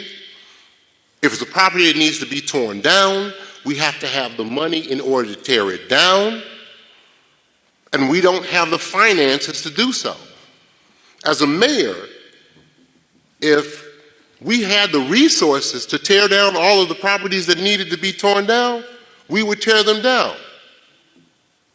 If we had the resources to fix all the streets the way they needed to be fixed, we would fix them. The reason why it's not done is because we don't have the revenue to be able to do so. And that's what happens. You guys all right? I understand, yeah. While we're in church, we're going to praise God for bringing our brother Tyrone back to us, because, man, come on now. Thank you. Give him some praise, because if y'all saw how banged up this brother was, but he was still talking all the time while he was in the hospital. So we don't have the resources to be able to do so. If we had the resources to do so, you don't have to believe me, but I'm going to tell you, those things would be done. Absolutely. So much so that, yes, I did loan the city $25,000 of my own money that I earned, to tear down a house here in the city. And I did that because the city of Harvey did not have the money to be able to do so. We don't have, just unfortunately, somebody else said, well, I don't want to talk money. We don't have what all the other municipalities have. And that's where we're trying to get to. That's where we need to get to. And hopefully we can get to the next slide. Yeah, we've had, as you already know, Cook County has assisted with infrastructure needs. Next slide. We don't have a law for bankruptcy. Next slide. And so currently, House Bill 4024, everyone, pay attention here. For those who have drifted off a little bit, pay attention. House Bill 4024 is currently pending in the veto session, which would provide $30 million in relief to the city of Harvey to continue operating until other revenue sources kick in. Because we still got a lot of work to do. We've also drafted legislation that prohibits the comptroller from being able to seize the restricted funds. Because remember, once again, I went on Fox News and I said, Fox Business, and I said that the pensions should be paid. I still believe that. But I don't believe that the restricted funds should be used in order to pay it. Because to me, that's just a misappropriation of the intent of what those funds were supposed to be. So we've also drafted that legislation to be able to do so. And that brings us to where we are now. The financially distressed city law. So there's going to be, and first of all, before we get into this, because we're in the wrap-up stage now, you guys. Before we get there, I want to thank everybody for taking the time to listen and taking this journey with us. It's important that we do so because in a city such as the city of Harvey, some people have been here for their entire lives. And some just moved here a year, 2 years ago, and don't understand quite where we were, where we came from, and what we're experiencing now. So I appreciate you taking that journey to this point. Next slide. Financially distressed city law, we're just asking for one thing, for the council to take action under the financially distressed city law. Now, the purpose of the law is to provide secure financial basis for the continued operation of a financially distressed city, which is what I'm hoping at this particular point in time that the city of Harvey will be declared. But we have to do this in steps. And this is where the experts are going to come out, but they can do all their talking head stuff later. Council, we're only asking for one thing. The first step is to have the council pass an ordinance requesting that the Department of Revenue certify the city of Harvey as to say that we qualify to become a financially distressed city. Now, what does that basically mean? What's the criteria? The criteria basically is that we're in the top 5% of high tax rates. We're there. We're in the lower 5% of tax collections. In my opinion, we're there. But the numbers are the thing that's going to tell us really where we are. And that is by having the Department of Revenue to take a look at our current condition and to make sure or to verify that we meet that criteria. That is the only thing that we are asking for at this particular time. There are other parts to it. There are other things that would have to be done in the future. We're not asking for this at this particular time. Because if we don't qualify for Part A, we can't go to Part B anyway. Okay? So we're asking for the council to vote in favor of this. Ultimately, it would pave the way for us to seek additional relief, which would include the appointment, because some people want to have it, for those who would love to have it, and I welcome it, an oversight, financial oversight authority to be able to come in and go over our finances and check them out and make sure everything is doing what it's supposed to do. Because unless we get a reset here, okay, which is one of the things that this administration, we were trying to figure out a way to keep the boat afloat without having to go this route. There are some people in this audience that were members of the Harvey Coalition. I'm going to invoke some names: Mr. Nunn, Mr. Mahone, two people that used to advocate for this thing here. And at one point or another, during the time that they were in their lives, God rest their souls, we discussed this financially distressed city law. But if we did not have to go in that direction, we wanted to try to avoid it. And I want to give some credit to this administration and specifically all of the elected officials that have participated in trying to keep us afloat during that period of time. But we're now at a point where we have to make a decision on where we're going to be. And for those who would like to see the financial oversight, because even though we present the bills every 2 weeks, and even though the Finance Committee goes over the bills, and even though they're passed by the council, some people say it's still not transparent enough. You will have a financial authority to be able to do so. And your mayor is not shying away from it. Your mayor welcomes it. We welcome it. Next slide.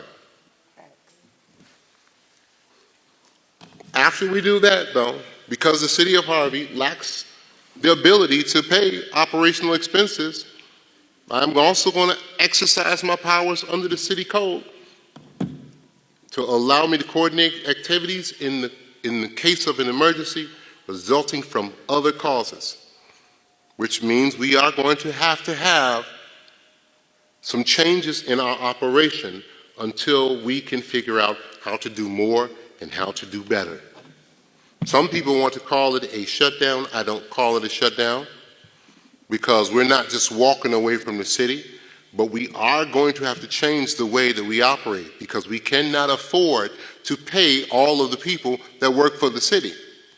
We cannot afford to pay all of the bills that we need to pay. We cannot afford to pay all of the vendors that we need to pay. And just as the city shut down and operated with skeletal crews during COVID-19, we are going to have to restructure the way we operate now to make sure that we can afford to pay the people who work here every single day. Now,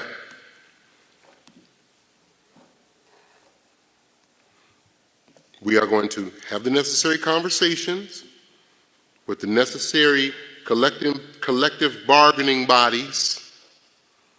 We are going to follow all the rules that we are supposed to follow because we definitely don't want them filing any more unfair labor practices because that's just going to cost us more money anyway.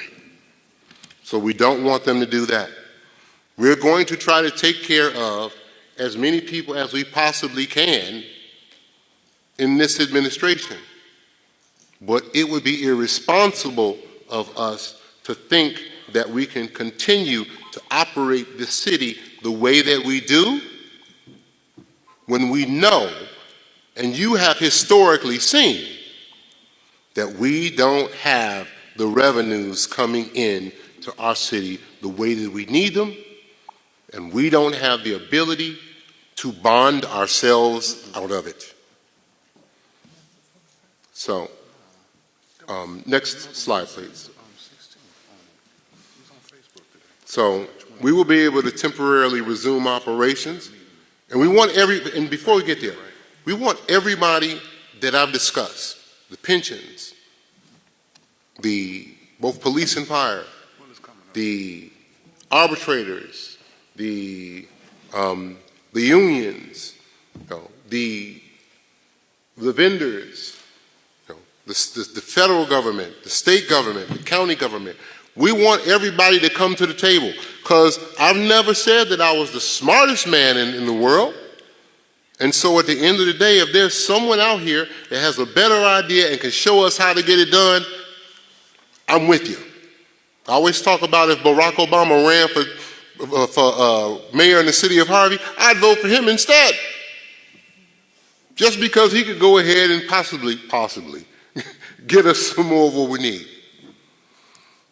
But if the state comptroller stops seizing our restricted funds, it would free up additional revenue for the city. Okay? If the Cook County assessor decides to issue the bills and those bills actually came on time and people paid on time, that would give us additional revenue. If the fire pension, because the police pension, I believe, has already been paid, is that correct? If the fire pension would renegotiate, we never said we wanted to go from 35% to 0%. I don't believe that that's right either. But we need to sit at the table and figure out how we're going to do this because at the end of the day, if there's no city, there's no pension. So, if the fire pension would be willing to renegotiate our full repayment of the pension fund over a longer period of time and a lower percentage, that would help us. Okay? And the legal fees, because we also pay the legal fees for them, is that correct? And we've paid their lawyer, I think somewhere around how much we've paid? $2 million? We've paid their attorney about $2 million so far. That's this year. So if we can sit down and have a conversation. Our biggest problem, in my opinion, is the fact that All of these entities were operating in their own silos, looking at their own interests. And I'm not saying that they're not supposed to protect themselves or protect the people that they represent, but there's that saying that one of the aldermen don't necessarily like to hear, but you're cutting your nose to spite your face. And that's exactly what happened in this particular case. Next slide. If the General Assembly or the county were able to give us the ability to foreclose on tax delinquent properties, because we don't have the ability to do that. Isn't it funny? We rely on property taxes that are collected by someone else. We don't have the ability to collect those taxes, but at the same time, they're not aggressively collecting those taxes on our behalf. How is it that any city in the United States of America, but specifically, can have a 52% collection rate, and there's no one running out there trying to get the rest of their money? You try owing your Capital One credit card an extra 5 cents and see somebody going to be calling you on the phone talking about, is this Mr. Jawitsky? Yeah. But when we collect 52%, nobody's doing anything. We're just allowed to exist this way. Is it that we don't deserve to have the full amount? Or what's going on? So if we can get the General Assembly of the county to give us authority to foreclose on those tax delinquent properties and parcels, it would give us the ability to put those properties back on the tax roll, and we are, of course, open to any other ideas. So I think that's it. But once again, thank you so much for listening. And so now at this particular point in time, we want to follow the rule, and you guys, council, decide what it is that you want to do.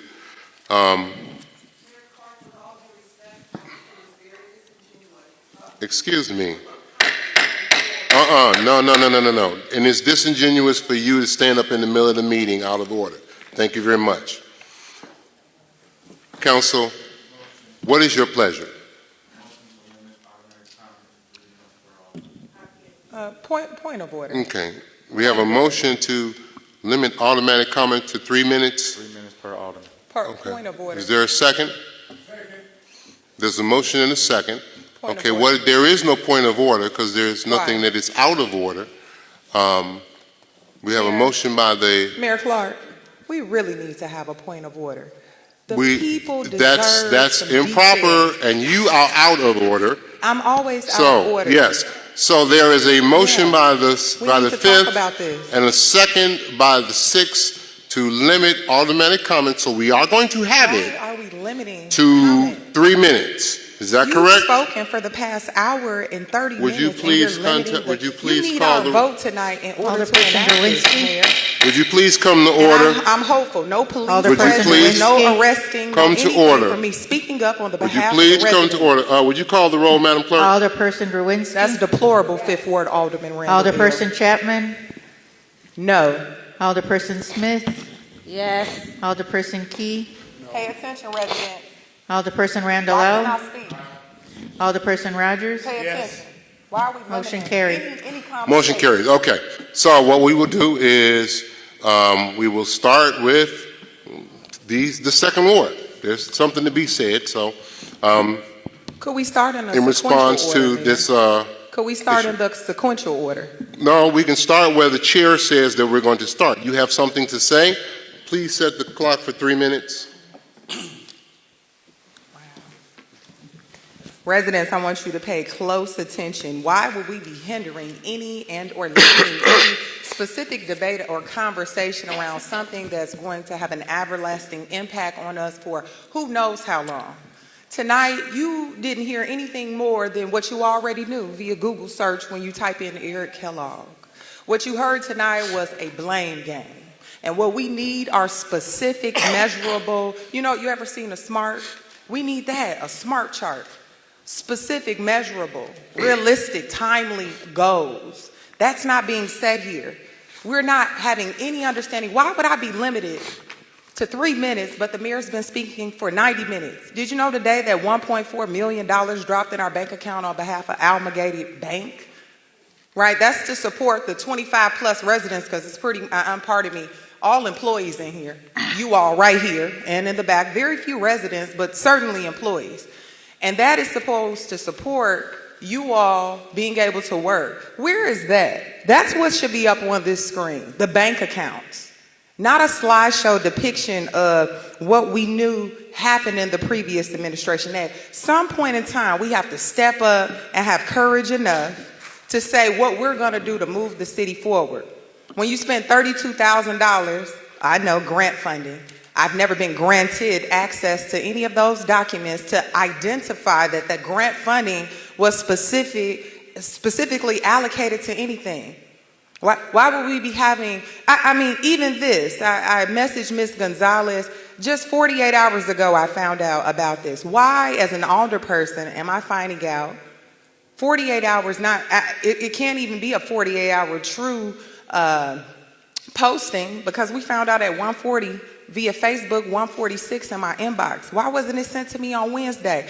If we are truly having a financial uproar, why did we spend over $32,000 like Ms. Askew mentioned just Sunday, when not even 10% of the residents attended? Not even 10% of the residents attended back in the 4th of July parade. So there it is, almost $80,000 on special events. I think we can act, just like we're going to ask downstate, the House of Representatives, to push us through for the $30 million. We couldn't have asked them to support us in pivoting those funds to go to your streets, to go to the street lights, to go to abandoned properties. 30 seconds. It's unfortunate, and to be muzzled. You know, Mayor Clark, I'm calling for your immediate resignation. And I'm calling for your immediate resignation because this is insanity. We're not doing anything. We're doing the same thing and we're getting the same results. Taxpayers, you paid almost $30,000 on baseless charges on the rest of me and my mother. But I'm sitting here today, free as a bird.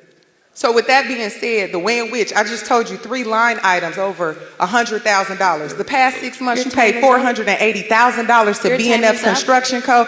Yet we've seen no engineering renderings. And now my time is up. Thank you, Ms. Gonzalez. Okay. First Ward, she has her hand up. Thank you.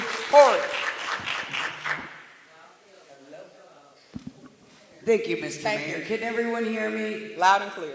Thank you. What are we talking about here? Exactly. We are talking about an ordinance to request certification and designating our city as a financial distress city. None of it, anything else. We're talking about the beginning steps. Now, some people may say, well, we know our history. Well, let me tell you something. You know it, you're going to hear it, so we don't repeat it. How many times we were in school, we heard about our history. We cannot just close the door to it. We have to face it to move over and accept it to avoid ever repeating it again. This is what this purpose is. This is the purpose for us to sit back and say, do we collectively say, wait a minute, I'm paying the highest taxes here. Do I want a record of that? Darn right I do as a resident. Do I want a record that my community is the lowest collecting base? Darn right I want a record of that. That's going to help each and every one of us in our city to move forward. Nothing else, nothing more, nothing less. That's what we're voting on today. All this other stuff that we're talking about, this is what's on the agenda. This is what's on the agenda. So my question is, that's all we're voting on, correct, Mr. Mayor? That's correct. We are not voting on having an authority to come here and oversight our expenses yet. Am I correct, Mr. Mayor? You're correct. We'll say it again. I'll make sure you get that. We are not voting on that today. We are voting just the beginning steps Yes. to say, hey world, City of Harvey is on the top 3% of the taxes. Wake up all the other taxing 30 bodies. seconds. We're saying, hey world, we got a 3% in the highest of non-collecting rate. We have a problem here. Somebody come and help us. We're repeating our history back in 2015, raising our hand. We need help in the city of Harvey. Thank you. God bless.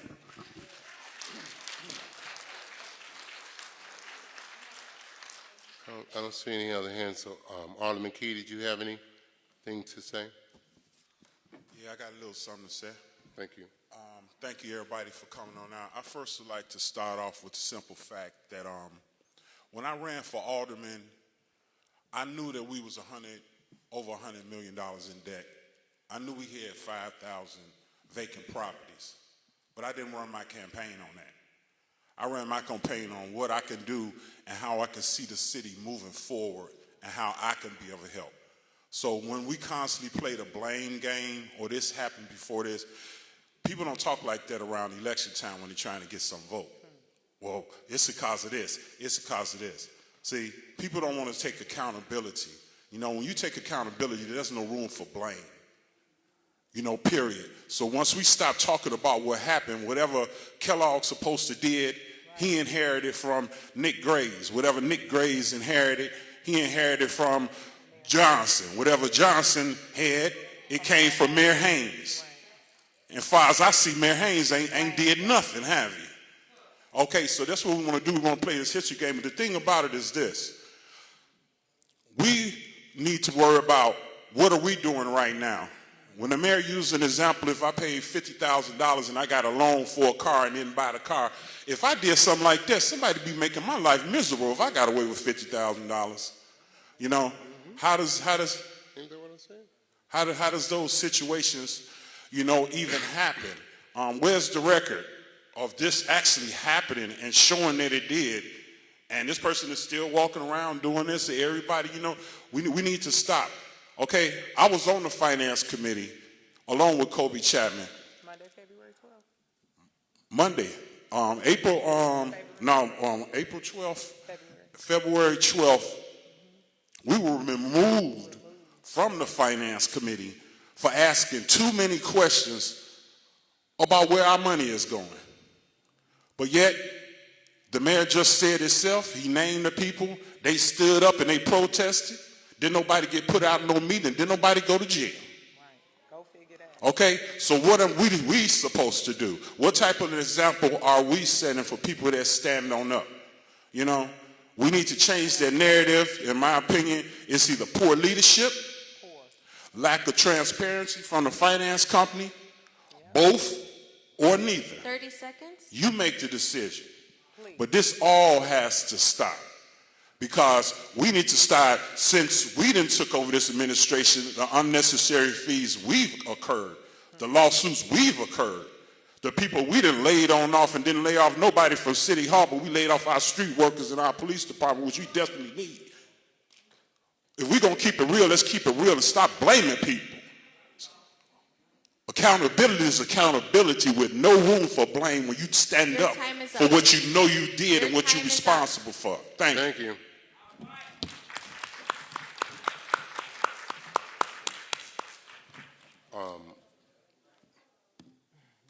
Sixth Ward.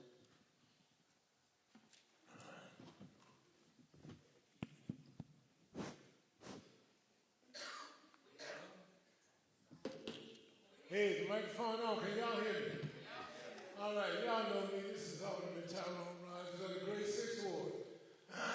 First of all, giving honor to God, who is the head of my life. I'm glad to be in the sanctuary one more time because I wasn't supposed to be here. Come on now. September the 19th, I was in a terrible motorcycle accident where I almost lost my life. Staples in my head, stitches in my butt, rods in my leg, and everything. But I'm here to talk about it. Now, I didn't call to talk about what I've been through because God had already healed me. Okay? One of my boys that come by my house every day at 1 o'clock, and he put his index finger on my chest. His name is Jesus Christ. He done already saved.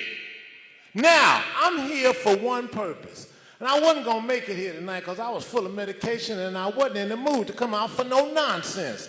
But I am so glad that our illustrious mayor had the opportunity to say what was on his mind. And if he took an hour and 30 minutes, an hour and 60 minutes, or an hour and 90 minutes, it wasn't enough time to know what this city is going through. I'm a resident on 146 and Harvey Avenue for 51 years. No, I ain't no wildcat.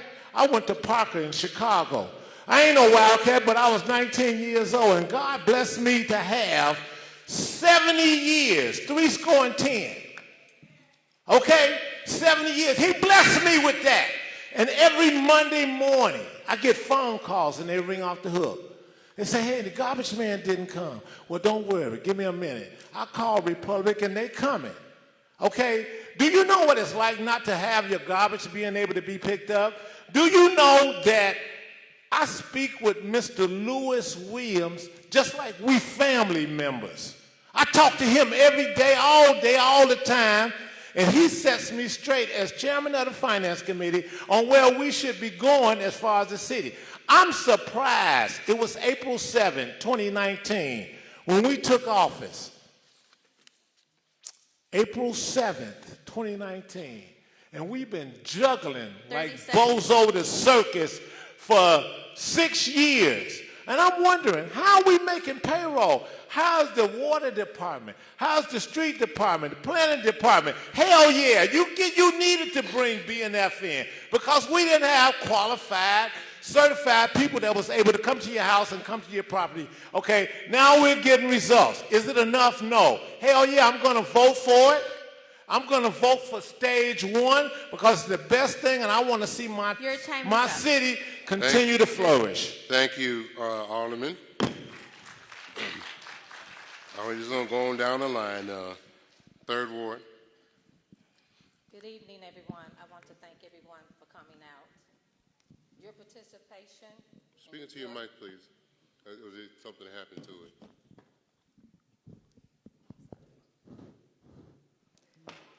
Good evening. I first want to start off by saying how it's very important for us to attend these meetings so you all can see the buffoonery, not only here, and all the other entities like the Park District, which you pay taxes for too as well, and the library, okay? Transparency. Since I've been an alderperson, I done heard that word, so if I had a certain amount of money for the word transparency that's been used in here on this board, I'd probably be rich because it's used overkill. It's been like a dead horse. At least we say if we do this here, that we'll have financial oversight. Wow, we finally got that wish we've been asking for. That's financial oversight means transparency, correct? Means transparency, right? And so after that, not only that, he explained it was a 10% surplus with grades, meaning we had money in the bank. We had money in the bank. That's what surplus means. You had some money. But it was after the last administration who we are saying we're blaming. But you know, when we talk about blame, you know what's really interesting? How everybody sat around those whole 16 years and watched us. Let somebody dig us in the ground. Sat around quietly with both eyes open. It was talk about it. And we still know. You know what the talk is of the town? That person still got a hold on the city. And you can tell by how the buffoonery that happens here. How everybody come in here and they try to tear down the city. The best we trying to pull it together. They still in place. You can see them. They're noticeable. And then they tell people to resign. We're supposed to be working together. It's embarrassing. I can't say it enough how embarrassing it is as a black, poor community that we have our own can that pull us down in the ground like a barrel of crabs. But we're so educated. That makes no sense to me. It makes no sense to me. These same interested people, where were you? You're so passionate right now. Where were you when Kellogg was in office? Where were you? Where were you? Where were you? Yeah, and they talk about 30 seconds. They say they've been going to schools, and somebody give them a presentation where my third grader can understand it, and they still don't understand it themselves. And they want to be mayor. Good luck with that, people, okay? Have a great night. Thank you. And last but not least, Fifth Ward. Thank you. Thank you to all the residents. And Please come to department order. heads. Hold on. Please, let us still remain in order in the audience, please. Thank you. Reserve my time. 4 minutes back on the clock, please. No, seriously, thank you all for being here. Look, I probably shouldn't be surprised, but I am. But I'm also just tired. I really am. We had a young lady who got up here and she said, look, I want to know where we're at, how did we get there, and what we're going to do to get out of it. That's what the man did. I don't get it. It's like I'm the only one with ears can hear. He showed it to you. But that's not blaming somebody. That's not blaming them. If I tell you I got to get more oil changes and do more engine work because the previous owner didn't take care of the engine, I'm not blaming them. I'm telling you the situation. We got to grow up. I'm serious.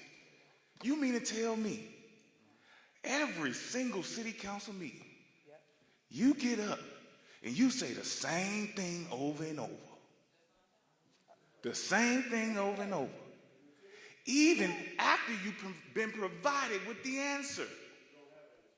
Stop talking while I'm talking. That's being rude, sir. Let us. This is what I'm talking about. Hold on, Alderman. Stop his time. Let us please. Thank you. Continue on. This is what I'm talking about. We too old for this. The doggone, you've been asking for all this transparency. You want to look at the books. We got somebody from the Internal Revenue going to look at them for you. But watch this. It ain't going to be good enough for some of y'all. It's not going to be good enough. They probably were working with y'all. People ain't working with us. We can't even respect each other and have a decent conversation when our elders are sitting up here and can't follow the rules. Gosh, it don't have to be this difficult. We can actually work together. But the problem is, and I figured it out, some of y'all don't want that. You want to tear it down because you want somebody else to build it up. You got another agenda. Sorry, Mr. Gower. Once again. You got another agenda. Well, let me tell you something right here in the house of God. Your agenda doesn't matter. God's does. Come on. So we're going to keep moving. No First Amendment rights. I hope and pray for you.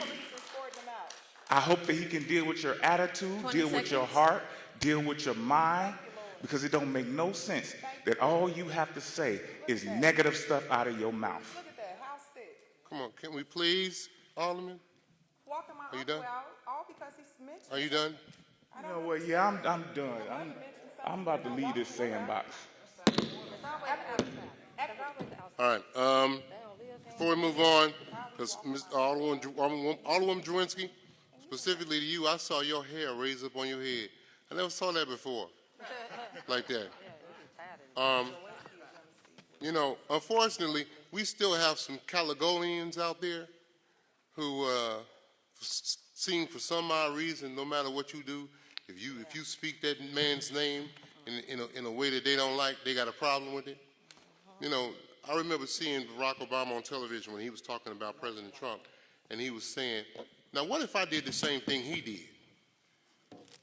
If I did the same thing that had been done between 2003 and 2019, people would be trying to burn me at the stake, and they would definitely wouldn't be calling for my immediate resignation now. They would have called for my immediate resignation then. They would have also called for me to be locked up. But that stuff didn't happen because the Caledonians believe in supporting somebody who ran this city into the ground.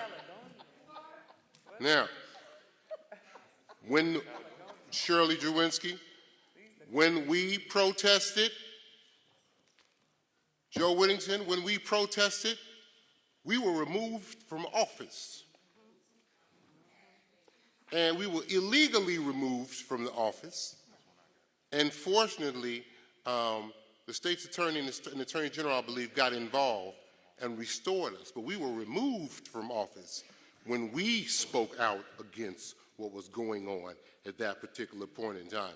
That has not happened in this administration, even though there have been people who have acted in a way such as hitting police officers and things of that nature. They still weren't removed from their position. This is not election time. This is election time for some other people, okay, who are running for office. But I'm not running for office right now, and neither is the council. So you can keep that one because we're not running for office. There is no place in the United States of America other than the city of Harvey that has had its police department raided twice by the federal government and once by the state. There is no place other than, I think it's East St. Louis, that has the pension funds being intercepted by the state comptroller and has had to deal with becoming a financially distressed city. These are unprecedented times. When you talk about fleecing gentlemen's clubs and providing police protection for drug dealers, those are unprecedented times. When you talk about the planning department being raided by the federal government, those are unprecedented times. And the list goes on and on and on. So we're not talking about just what normally happens in normal situations. We are talking about situations that some of us, as the elders say, I never thought I'd see that in my lifetime. Never. Because these are unprecedented times. And so we have to take action. Now, I always say it over and over again, 2027 to be here, y'all can do what y'all need to do. I'm all right with that. I'm all right with you. Just like I respected the mayor before me and did not say and do a lot of things that I could have done. If I'm no longer in this office and we have a new one, I will respect that one too. Because that's how government works. That's what they were trying to demonstrate in Washington, D.C. when they were trying to do a peaceful transfer of power. But some people seem to can't follow the rules because they want it all for themselves. You do whatever you want to do. I'm going to live in Harvey. See, I'm Harvey born and raised. So when this is over, we'll find something else to do. And I'm still going to help you and I'm still going to love you. God bless you. But now we got business to take care of, and we have an ordinance requesting certification and designation under the financially distressed city law. And the mayor would entertain, the chair would entertain a motion to approve. Motion by the first and second by the sixth. We've already had the debate and comments. So, Madam Clerk, would you please call the roll? Alderperson Drewinski? Yes. Alderperson Chapman? Yes.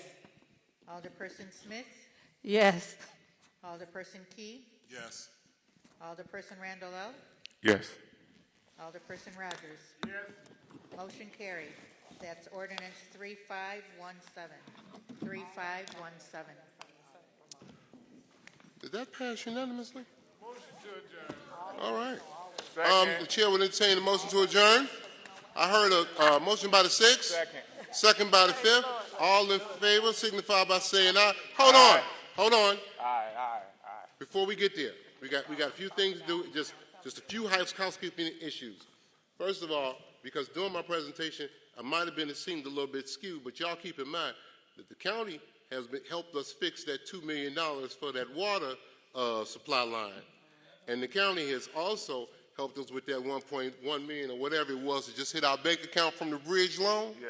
It won't get us where we need to be, but there are some people who are willing to step forward to try to help us. And speaking of that, Pastor Harris, wherever he is, or the leader in charge or servant in charge, wherever he said, is he up there? Shepherd. The shepherd up there, there you go. The shepherd of this flock, we want to thank him and his team and all of the members for allowing us to use this space. I hope that whoever clapping because you need to, come on.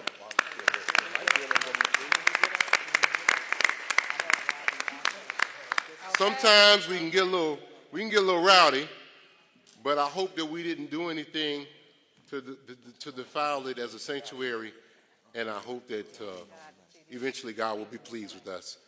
All right. That being said, there's a motion to adjourn, and there's a second. All in favor signify by saying aye. Aye. Those opposed, hearing none, we stand adjourned at 8:28 p.m. Thank you very much.